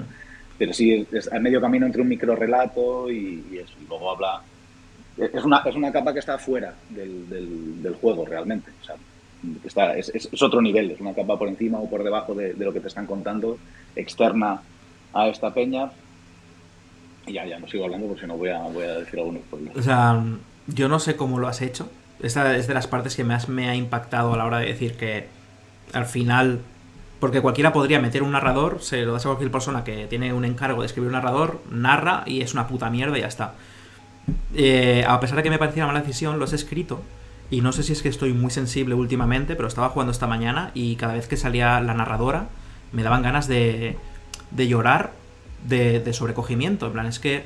Y creo que también juega mucho con el contraste de haber estado sin actores de voz durante todo el desarrollo y de pronto hay una voz que te habla y parece como que es superior a todo lo que está sucediendo en esa cueva y te dice... encima te está diciendo de manera muy, muy, muy poética y romántica de qué va esta historia. En plan, que viene directamente y te dice, esta es una historia sobre cuerpos blandos hechos de carne, y luego te dice que esto en verdad es una historia sobre ti, o es una historia sobre las palabras que se esconden detrás de las palabras, y que es una historia sobre las mentiras. Cada vez que salía era como, madre mía, esto es muy bonito y quiero llorar. O sea, me encantaba. Cada vez que sale el fuego azul es una maravilla. Qué guay, me alegro. Pues fíjate que ayer me decía Edu que varias personas han dicho que quizás sale demasiado, que interrumpe un poco el ritmo. Al principio estaba pensado para que saliese poquito, y en lugar de hacer cosas como más contenidas, realmente es como que va fluyendo. O sea, cada nueva intervención de la narradora bebe un poquito de lo anterior. De hecho, hay algunas que empiezan incluso por y además. Entonces creo que eso fue un poco error por culpa mía. O sea, error mío, porque si los hubiese hecho más estancos, o sea, contando lo mismo de forma más estanca, no hubiese habido esa necesidad de meterlas más a menudo para que no se perdiese el hilo, y quizás sería un poquito más impactante que ahora, ¿sabes? Que quizás sucede tantas veces que se te va cortando un poco el ritmo de juego que vas teniendo, o por lo menos eso ha dicho gente. Yo soy incapaz de verlo de forma Yo, por lo que he jugado hasta ahora, para mí ha sido de las cosas más brillantes. O sea, es que me gusta todo, la verdad. O sea, estoy muy, muy encantado del juego. Quiero terminar de pasármelo para poder poner el tweet de, por favor, imploro a todo el mundo que juegue Grotto, porque aquí está pasando algo y tenéis que verlo. Vale, tengo algo más aquí, que es algo que yo tengo muy en cuenta siempre cuando escribo, y me parece que Grotto también lo hace de manera magistral, que es que el texto constantemente debe estimular. Y me parece muy estimulante cualquier personaje que viene y podría ser personaje de mierda que te dice estoy cultivando los olivos y no sale no sé qué. No, las situaciones son fuertes, estimulantes, viscerales. Las preguntas son muy buenas. O sea, de nuevo, Grotto es un juego de microrelatos, que todos suceden en la misma aldea, pero cada persona que viene es, debo traicionar, me gustaría buscar el sitio en el que debo morir. Incluso las preguntas de cómo te definirías a ti mismo, esa es súper potente también, pero no hay momento insulso. Y me gustaría saber cómo has enfrentado a diseñarte el que tenemos que mantener un listón de calidad que constantemente, porque imagino que cuando un juego no es tan lineal y es más como una aventura gráfica o un entorno que tienes que investigar, cosas así, que hay momentos más valle, hay etapas más valle en la narración que son simplemente expositivos o de explorar, pero aquí cada vez que se enciende la maldita hoguera me frotaba las manos, en plan de qué manera me va a estimular ahora, de qué manera cómo habéis afrontado este diseño de estímulos constante que atrape tanto. Yo creo que eso ya estaba en un argumento que hicisteis tú, Carlos, Burpegui y Edu, y ya había mucho de eso. O sea, creo que el mayor cambio que introduje fue que incluso en las decisiones que parece que no forman parte de la trama principal, que había muchas en el argumento que me pasasteis, están disfrazadas para que parezca que no son de la trama principal, pero luego sí lo son. O sea, intenté que realmente todas influyan de una forma u otra. Y luego también, bueno, no sé si lo hice, pero ¿qué es lo que intentaba hacer? Que cuando había mucha intensidad de un tipo, lo siguiente fuese una intensidad del tipo... Ahí está. Mira, ¿ves? Ahí está. La intensidad fue el consejo del Dupac. Pues sí, mira. A ver, pero hay un trecho entre decir el juego tiene que estar guapo todo el rato a luego coger y hacerlo. En plan, yo te digo, en plan, tú, Josué, que el juego mole todo el rato sin parar. Venga, Deu, hazlo. Creo que es como hay distintos tipos de intensidad. Una es la intensidad de que tienes que tomar una decisión muy, muy potente, y la siguiente intensidad es a lo mejor simplemente de belleza. O sea, te voy a aportar algo que es bello en sí, y lo siguiente te voy a ir con una macabrada horrible de los aspectos más asquerosos del world building, ¿no? Pues, sin spoilear demasiado, es una tribu en la que quienes torturan, o sea, cuando se impone un castigo físico, que siempre son castigos físicos, pues quienes torturan son los niños, para que vayan aprendiendo primero. Pues si luego vas a tener que cazar y matar animales difíciles, pues empieza con algo fácil como es una persona atada. Buah, entonces vamos de eso a luego de repente a problemas que son como muy pequeñitos y que parecen muy personales, pero que realmente te están ayudando a meterte luego en la trama común, y sobre todo a querer a esa gente, ¿no? Esos pedazos de hijos de puta que son, pero como los ves sufrir mucho y como los ves tan tontos, ¿no? O sea, esa empatía que produce alguien que te parece inferior a ti, pues creo que fue eso, como ir compaginando. Pues venga, ahora un momento mucho más poético, ahora un momento muy descarnado, ahora algo que parece que es hiper importante para la tribu. Y después del momento de la decisión más importante que tomas para la tribu en la primera parte del juego, que todavía no has llegado, como me has contado, pero que te falta poquito, después de eso, y que además es un momento muy intenso, que tomas muchas decisiones muy importantes en muy poquito tiempo, después viene una decisión de uno que te cuenta algo sobre cómo se tiene que vestir. Así que como ir... Sí, porque si no se hacía muy... Me gusta mucho porque en lugar de diseñar una curva de interés clásica es una curva emocional, en plan de qué cuerdas le vamos a tirar al jugador, porque, o sea, un momento en el que me ha hecho pensar y escribir este tema para este momento es que estaba como... veía cosas que eran claramente muy relacionadas con la trama, notaba que todo construía sobre una trama, y ha habido como dos puntos. Uno que de pronto se centraba simplemente en una trama romántica, que había una frase que me ha parecido preciosa, solo esa frase como se llaman entre ellos en lugar de por nombres, de manera relativa a lo que significan para ellos, y esa frase de I don't know if the one I love loves the one I am, ha sido como, o sea, me ha gustado muchísimo, y era como una cosa muy contenida dentro de esa burbuja que es la trama romántica. Me ha hecho pensar en eso ya, pero es que luego ha sucedido algo que era como poesía, world building, relato mágico increíble, que es la persona que estaba buscando el corazón de la montaña. En plan de, esto ya sí que no tiene nada que ver con la trama que yo sepa, y de pronto es como, wow, me ha introducido la mística del mundo, una magia, una leyenda, una persona obsesionada con una leyenda. De pronto era otro nuevo microrelato que me ha gustado mucho a nivel poético, no sé, o sea, no sé cómo usar una palabra mejor que no sea poético, pero todo me parecía evocador, todo era místico, fantástico. Entonces, sí. Claro, las decisiones de world building de las que más contento estoy es que no tengan nombres propios. O sea, quería que fuesen muy primitivos y negar cosas que no o sea, hacer cosas que no había visto, que seguramente lo habrá hecho antes mucha gente, pero yo no por incultura, pues no lo conozco. Y es un lugar en el que no se ha inventado el nombre propio. La gente no tiene nombres propios y se les llama por lo que desarrollan. Y de hecho, si van cambiando de ocupación a lo largo de su vida, pues también cambian de nombre. De hecho, una de las cosas que me planteaba es que es gente todavía que no ha descubierto la identidad o que está justo en el proceso de empezar a descubrirlo. Son una gente hiper cooperativista, la comunidad es mucho más importante, por lo menos eso es lo que creen ellos, pero en este cambio que están haciendo, en el que van a entrar un montón de cosas nuevas durante el juego, esta tribu cambia un montón, pues evoluciona mucho en muy poquito tiempo. O sea,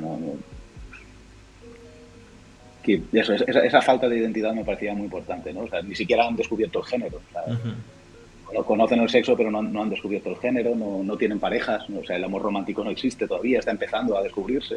Entonces eso, para mí fue de lo más divertido de hacer, porque no lo había hecho nunca y a la vez me parecía muy brainwash. Una de las cosas que intenté hacer es que fuese muy del estudio. Claro, yo no estoy en brainwash, soy un amigo muy cercano, pero no soy brainwash. Entonces, no quería que lo que yo trajese al estudio fuese externo al estudio, sino que estuviese muy, muy bien integrado, ¿no? Entonces, pues yo que sé, incluso la decisión de que en el juego fuese muy importante un árbol, ese árbol que hay en el centro eso fue pensando en Iván, porque Iván y las plantas, ¿no? Y siempre que pienso en Iván, una de las primeras cosas que me viene a la cabeza son las plantas. Y entonces, y esto de que no hubiese género, o sea, hay un montón de cosas que son porque brainwash es así, ¿eh? Entonces, aunque no quiero llevar vicios que tengo de cuando trabajo en Péndulo o trabajo para otra gente, intento sacármelos, que también para mí ha sido aprender un montón, claro. El hecho de estar escribiendo en otro idioma me ayudó un montón a librarme de formas que tengo de hacer las cosas. O sea, y ahora que he dicho Iván, es que de repente me ha venido que uno de los aspectos de world building que más me gustan del juego no lo hice yo, sino que lo hizo Iván, que fue la fuente tipográfica.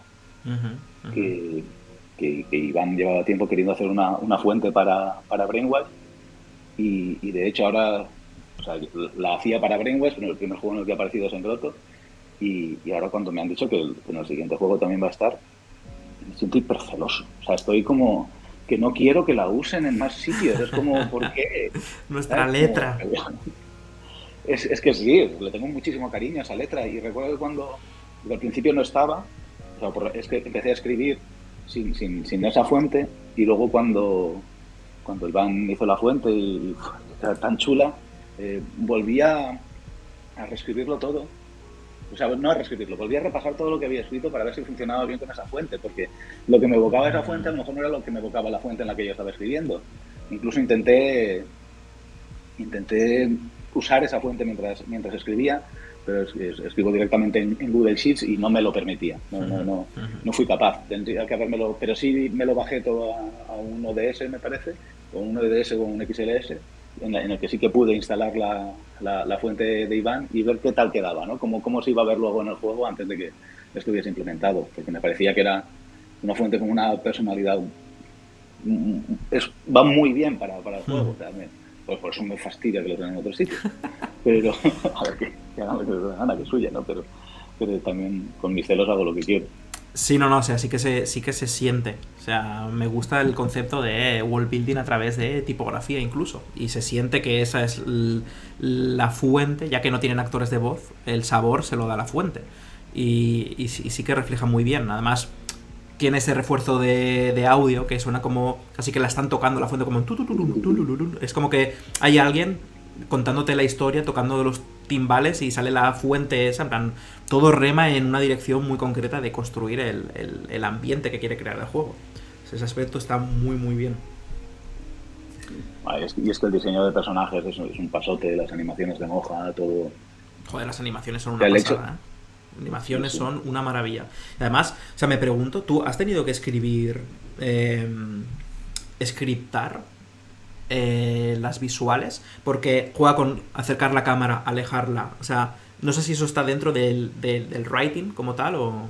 Eso está en el Excel, hicimos varias columnas para eso y creo que, a ver, que me corrija Edu, que está por ahí, creo que yo ponía la animación de una batería que teníamos de 7 animaciones, ¿sabes? Que eran como de una de meditar, sorpresa, triste, contento, bueno, digamos las típicas de las emociones básicas, y luego una más que la llamábamos especial, que cada una la tenía diferente. Pues el cazador tiene una como más soy un fortachón y soy muy fuerte, otro lo tiene más como de crueldad, y entonces cada uno tenía su special.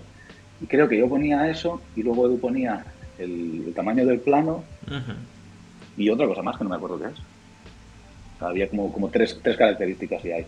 Lo que sí que la lógica de los diálogos sí que está scriptada también directamente en el Excel, además con un sistema muy bonito. O sea, es el Excel de juego más bonito, no, el Google Sheet más bonito que he hecho. O sea, estoy muy contento. Es como muy, bueno, digo que he hecho, pero realmente lo hemos hecho en varios, porque sin programación eso no sale ni para atrás, ¿no? Y ahí, sobre todo Raffer, creo que también Kike y Vin hicieron algo relacionado con todo el parseo y tal, y darme las instrucciones de cómo tenía yo que reflejarlo y todo eso. Pero vamos, que estoy hiper orgulloso de lo bonito que ha quedado. O sea, primero viene el chorizo largo del personaje que te cuenta todo lo que tiene que contar, luego viene la frase de pregunta. A partir de ahí es el momento en el que tú tienes el control del movimiento hasta que escoges una mira, animaciones Josué, cámara Eduardo. Eso es. Y entonces cuando les das la estrella correspondiente, es que estoy leyendo lo que está diciendo ahora el otro Edu, el Creative Whisper, y no sé pensar y leer. Y por donde iba, así. Entonces tenía como 24 casillitas, y cada una de ellas era una columna, y entonces una de las constelaciones, y arriba de todo, en la primera fila friseada, tenía un iconito con cada una de las constelaciones de un color. Y entonces, ¡qué bonito! Control C, Control V en la fila que correspondía a esa estrella, y entonces ya por color, y aparte de eso ya creaba el código que necesitaba Raffer, pero yo el código no lo miraba, miraba solo mi estrellita de color, que además que creo que queda bonito. O sea, yo estoy muy orgulloso de que estéticamente mola. Y luego, como el sistema era un poco lo mismo, la falta de libertad, la falta de presupuesto, por así decirlo, que fue una mecánica tan estanca, que se podían hacer tan pocas cosas, ayudaba a que fuese muy fácil de scriptar y de encontrar un sistema que tanto Raffer como yo estuviésemos a gusto, que luego si conseguimos que se traduzca algún día, que sea fácil de traducir y de entender qué es lo que está pasando y por qué. Pues ahora quiero ver el mapa de world building y este Excel. O sea, es que poca broma con lo importante que es tener... ya no me refiero a nivel funcional, sino una herramienta que te sea placentero a nivel estético conceptual, porque vas a pasar demasiadas horas creando en ella y creo que te tiene que dar placer, tiene que tener game feel, si eso es algo. Sí. Justo. Sí, o sea, escogiendo los colores que van a tener las distintas secciones y los tamaños de fuente que iban a tener, pues está estructurado primero por los segmentos, como los capítulos que decidisteis vosotros, luego la visita, como la unidad esencial, un personaje viene, te hace una pregunta y se pira. Y dentro de esa visita, pues las tres partes, lo de antes de la estrella y lo de después de la estrella, o a veces muchas más, si te hacen más de una pregunta o si de repente hay cosas alternativas que pueden ir sucediendo. Entonces el color en el que iba a estar cada uno de los encabezados de eso era importantísimo, ¿no? Y que no se parezca a otros juegos que he hecho antes, porque a lo mejor esos colores me van a llevar a escribir como he escrito eso. O sea, es como ese miedo Sí, es como... o sea, coincido con lo que está diciendo Creative Whisper, Edu. O sea, es porno de escribir videojuegos esto, porque conecto mucho con ese momento de que le dedico demasiadas horas a estar poniendo el ancho de las columnas que me agrada, el color de... es que es demasiado. Es muy... Sí. Eso es el tipo de fuente, que ya digo que ojalá hubiese podido usar la de Iván, pero por lo menos que sea una fuente, o sea, que sea legible, pero que a la vez sea, yo qué sé, si sabes que vas a tener textos muy largos, pues que sea una muy estrechita para que te quepan más, ¿sabes? Para que puedas ver todas las columnas que necesitas ver, o más legible si quieres, bueno, eso sí, son como un montón de decisiones muy tontas de Game Feel para ti mismo. Sí, y que el contenedor condiciona mucho la creación. El ancho de la columna condiciona lo largas que vas a escribir las frases. Que ya te hace... Cuando ves que ha saltado 3 veces de línea es como me estoy pasando. O sea, tú puedes utilizarlo para ayudarte a crear un molde, no sé, o sea, está muy, muy guay, muy guay. O sea, es un tema, ¿eh? El porno de hoja de cálculo es un género en sí.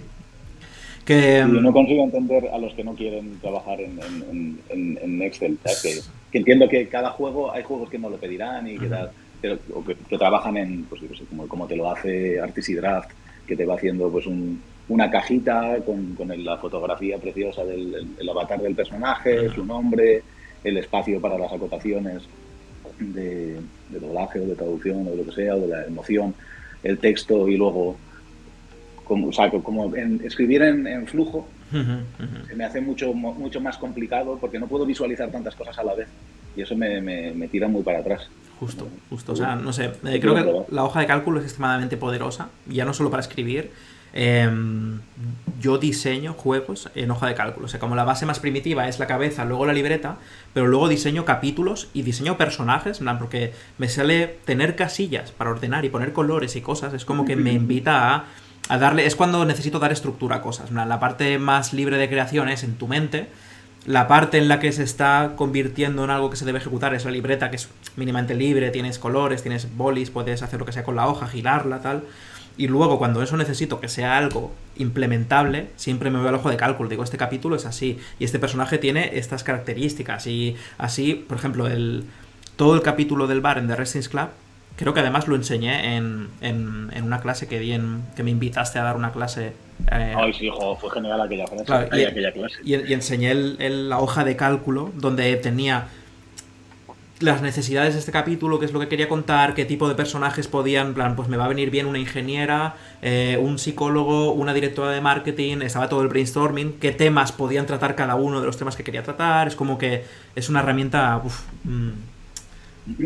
es algo demasiado poderoso.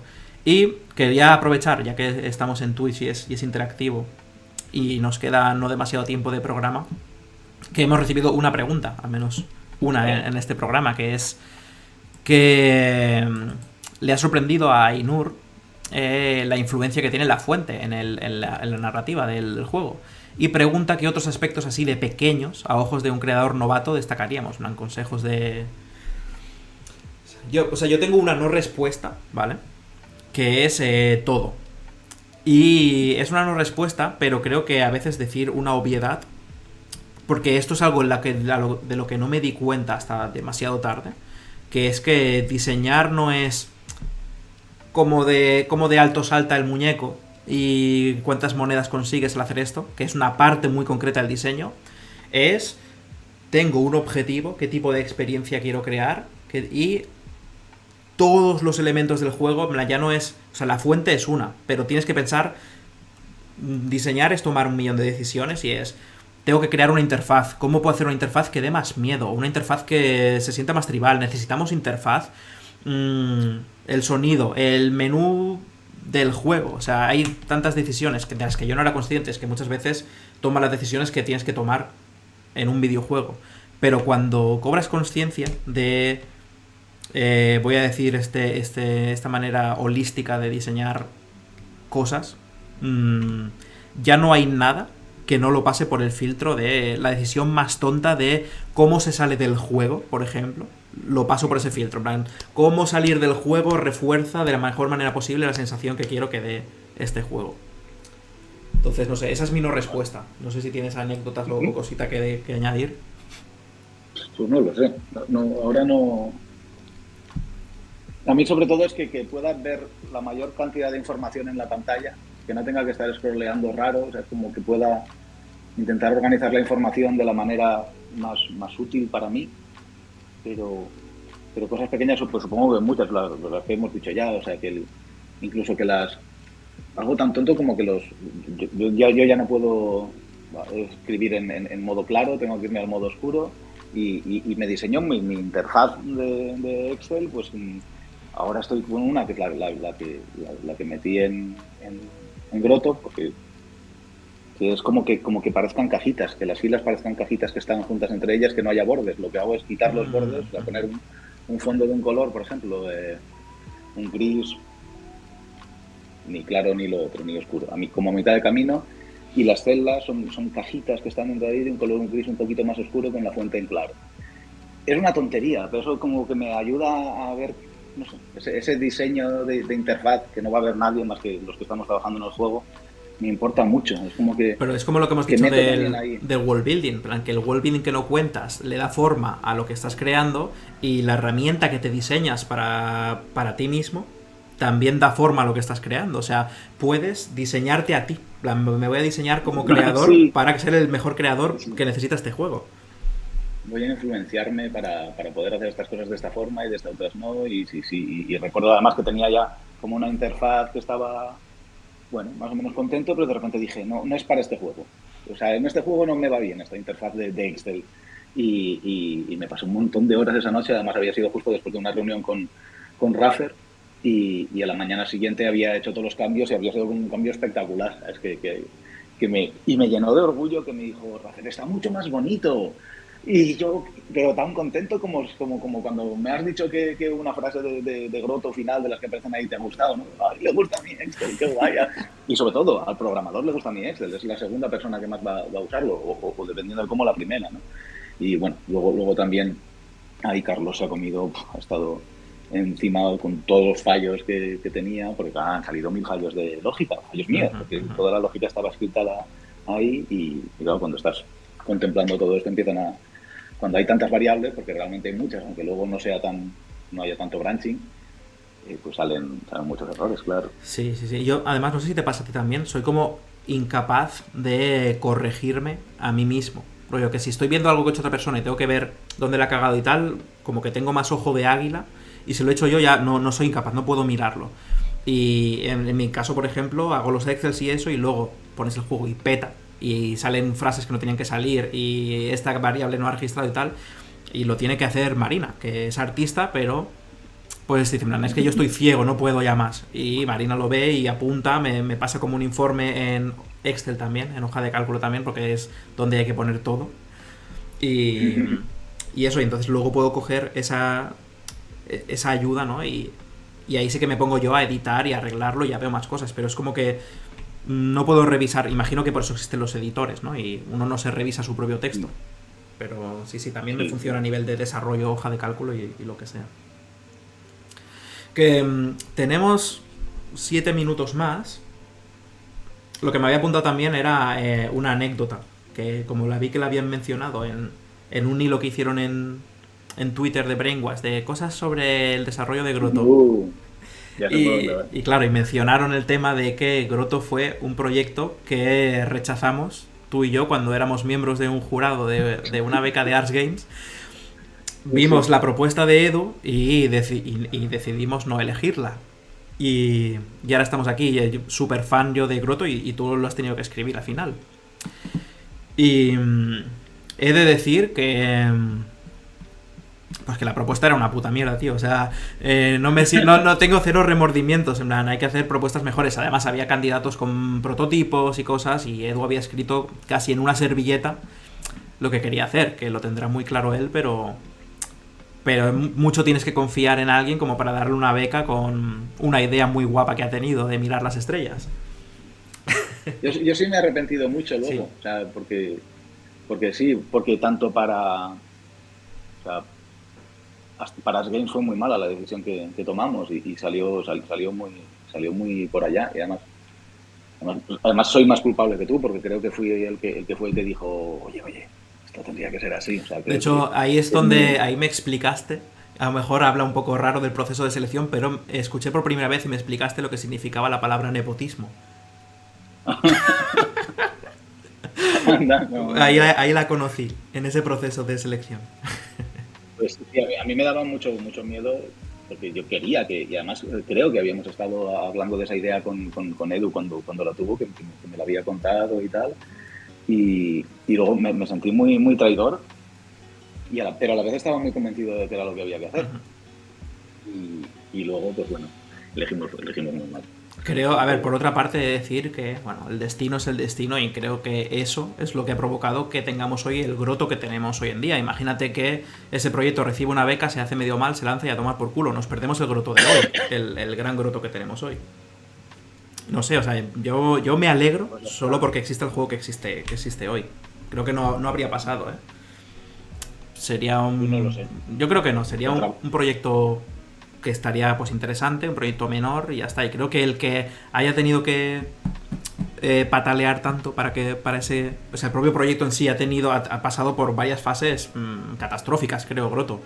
Y llegar hasta el punto en el que está ahora, esa prueba de fuego, ese Through Fire and Flames, es lo que ha hecho de esta maravilla, que me lo he encendido esta mañana y estaba extasiado. O sea, me lo voy a acabar hoy, te lo juro. Es que está muy bien escrito, es que es muy bueno, muy bueno, muy bueno. O sea, el diseño narrativo es muy bueno y está muy bien escrito, que es una locura, pero es que casi todos los juegos que tenemos hoy en día están mal escritos. Si cogieras te lo juro, o sea, tú coges un juego, cualquier videojuego con sus diálogos, los pillas literalmente y lo que pasa en las escenas y eso. Ahora voy a dar un contraargumento a mí mismo contra esto, ¿eh? Los pones en un relato, en plan he transcrito en forma de literatura lo que pasa en este juego y lo que dice en este videojuego y es una puta mierda como un castillo.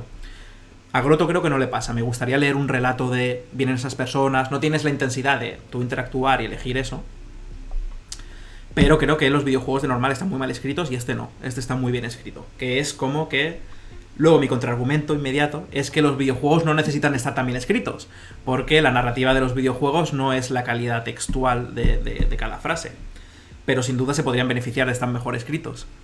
Pero aún así es eso, ¿no? Luego hay juegos icónicos que no están escritos de manera excelente, pero que son icónicos porque todo te está pasando a ti. La suspensión de incredulidad es mucho más amplia porque te está pasando a ti y te parece normal ir por... Yokohama preguntando dónde hay marineros y preguntárselo a todo el mundo, en plan, estoy hablando de Shenmue, hablas con el pescatero, con alguien que te cruces con la calle, con el policía, con un malo que hay en un arcade y a todo el mundo en plan, ¿has visto marineros por aquí? Ah, marineros, sí, todo el día haciendo ruido, menudos marineros. Y es una puta mierda el guión, la frase a frase, pero la experiencia te está sucediendo a ti, tú estás preocupado por encontrar marineros y eso le da calidad a la narrativa. Y eso ha sido no sé por qué he empezado a decir todo esto, pero... Estoy completamente de acuerdo tanto con el argumento como con el contraargumento. Creo que funciona para más cosas. La primera vez que pensé algo parecido fue cuando estudiaba el cine, de darme cuenta de que literariamente yo podía tener más nivel que algunos de mis compañeros, por así decirlo. O sea, yo podía escribir frases mucho más bonitas, pero que luego leía los guiones que habían escrito con su redacción mediocre, por así decirlo, y eran espectaculares comparados con la mierda que había hecho yo, porque yo tenía una dependencia de las palabras, una dependencia de esa cierta forma de escribir que no me permitía ser tan bueno como ellos. Y supongo que hay muchos juegos que incluso se pueden beneficiar de una escritura mala desde lo literario, por así decirlo, pero que es precisamente la adecuada para ese juego. Lo malo es cuando intentamos que sea literatura y nos sale mal, ¿no? Y entonces que es uno de los grandes miedos que siempre tenía con Grotto, sobre todo cuando empecé a ver, hostia, esto que estoy escribiendo, esto no es audiovisual, porque al fin y al cabo de todos los juegos de Péndulo tienen un componente que bebe muchísimo del audiovisual. Y en Grotto, lo que sí que tiene mucho de tele, Grotto, es cómo se mezclan las tramas. Ahora, lo estaba pensando antes cuando hablabas de la intensidad y tal, y realmente, y ahí me he beneficiado mucho de que hace poquito programas de televisión, que es un proceso de mierda hiperformulaico, horrible, ¿sabes? Y además encima que lo hacen en papel, recortando papeles, y dices, pero sí, o sea, es como impresionante la cantidad de herramientas que hay para hacer eso guay. Pero a la vez es hiperútil y se tuve muy en cuenta al pensar, bueno, ¿cómo jugamos eso con La Casa de Papel? Porque es un ejemplo que puede horrorizarnos un montón, pero que juega con el ritmo de forma excepcional y lo hace gracias a mezclar ahora un poquito de romanticismo, ahora un poquito de tetas, ahora un poquito de acción, ahora un poquito de... Es una maravilla, ¿eh? La Casa de Papel. O sea, para mí es la mejor tele. O sea, es muy buena La Casa de Papel. De manera, o sea, que la empecé a ver de manera irónica y el rollo, es que pocas cosas me hacen que me vea, rollo, son las 3 de la mañana y he tenido que verlo todo porque quería verlo todo sin parar y no lo he sufrido ni ha sido irónico ni nada. En plan, he tenido que consumir cada temporada que sale de La Casa de Papel, me la meto en vena o me la meto por el culo, que eso es una cosa que dicen ahora los jóvenes cuando algo te gusta mucho. Ah, sí. Ay. Es, no sé, o sea... sí. Me parece precioso esa evolución del lenguaje, ¿no? De que cuando algo te daba por culo siempre era malo, ahora resulta que es algo bueno, pues oye, me mola un montón. Pues justo, es que además me metí más en esa expresión porque hace poco pusimos la oferta de por Halloween, Resistance Club está al 67% de descuento. Y empezó a haber tweets citados de correr, jugarlo o me lo voy a meter por el culo. Comprar todas las copias que me las estoy metiendo por el culo ya. Y yo como, ¿qué le pasa a la gente que se está metiendo todo el mundo el juego por el culo? Y lo estoy mirando y sí, ahora es lo que se dice. Si algo te gusta mucho, te lo metes por el culo. Qué guay. Sí, lo que dice ahí era el Maxwell. Así es que yo me lo voy a meter por el culo. Aparte, en Grotto hay gente que se mete cosas por el culo. Increíble. Está muy in el juego. Es del... Sí, claro. Ya lo hacían los primitivos. Que... vamos a cortar aquí. Son las 1:31. Hemos tenido... casi 2 horitas de programa, como es habitual en Desayuno. Muchas gracias por venir, Josué. Ha sido un placer. O sea, aparte de crear contenido para Twitch y no sé qué, o sea, son cosas que me hubiera gustado hablar igualmente. Y me alegro de tener la excusa de haber escrito esto y hablar de narrativa contigo, que hacía mucho tiempo que no pasaba. Y ahora en verdad vamos a seguir hablando Josué y yo, pero sin las cámaras. Que voy a hacer las cosas que tengo que hacer de despedir el programa y demás. Muchas gracias Desayuners por haber estado aquí un programa más. Si queréis contenido adicional, de hecho siempre tenemos un contenido extra, que es la sección, se llama El Vermut, que es media horita más que grabamos para los Patreon exclusiva, pero que la grabaremos a posteriori. No va a ser con Josué, sino que voy a grabar con Javi, como hablando del programa que hemos hecho y comentando lo que ha sucedido, y estará lunes o martes, imagino, subida al Patreon. Además, en el Patreon también podéis acceder a una serie de vídeos sobre desarrollo de videojuegos que estamos desarrollando Javi y yo, que se llama Café Bombón. Tenéis el primer capítulo ya en el Patreon, que es sobre el onboarding, sobre la experiencia de entrar en un videojuego. Y está a puntito de salir del horno el segundo, que va precisamente sobre construcción de diálogos. Y ha sido muy guay tener esta charla para terminar de refinar el capítulo 2, que lo tengo que grabar esta semana y se empezará a montar. Y por último, responder la pregunta de Paroxia, que pregunta si Grotto está disponible en español.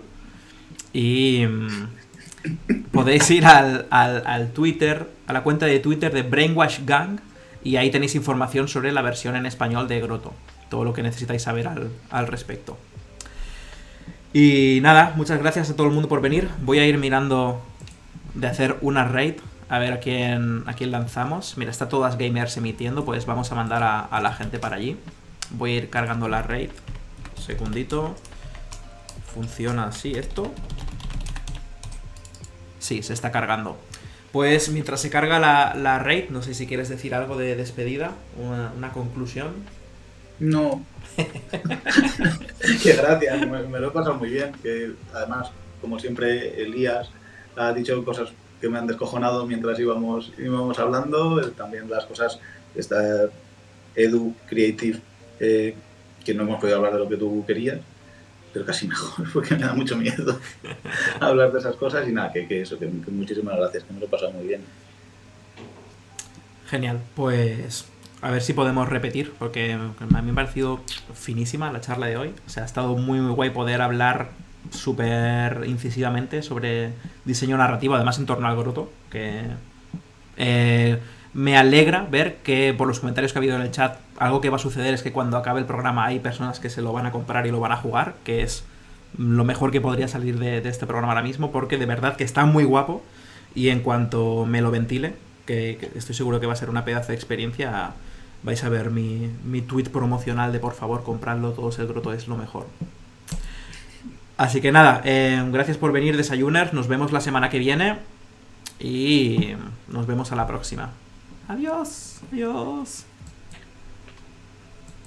Lanzando la raid y corto emisión.